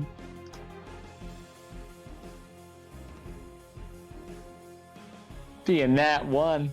Yeah, I hate it. Eight. I hate it. I hate it. You suck. I'll Alright. bear it. No. Oh, stop it. You roll now. Yeah, you roll your eyes Now, now. now you roll. Do it. 6. It sucks. Thing sucks. Get out of here. Before it Neither gets of you can out do of it on my thing hand, anymore. we're going to go ahead and end the stream. Thank you, everyone, for sticking with us through the session. If you haven't already, hit the follow button. And if you're listening on YouTube, hit the subscribe button and get notified on the new uploads every week. We go live on Wednesdays, 7 p.m. Central on Twitch TV/Samson Paul. Hope to see you there, and we'll see you next week. Bye. Bye, buddy. Thanks for tuning in. See it.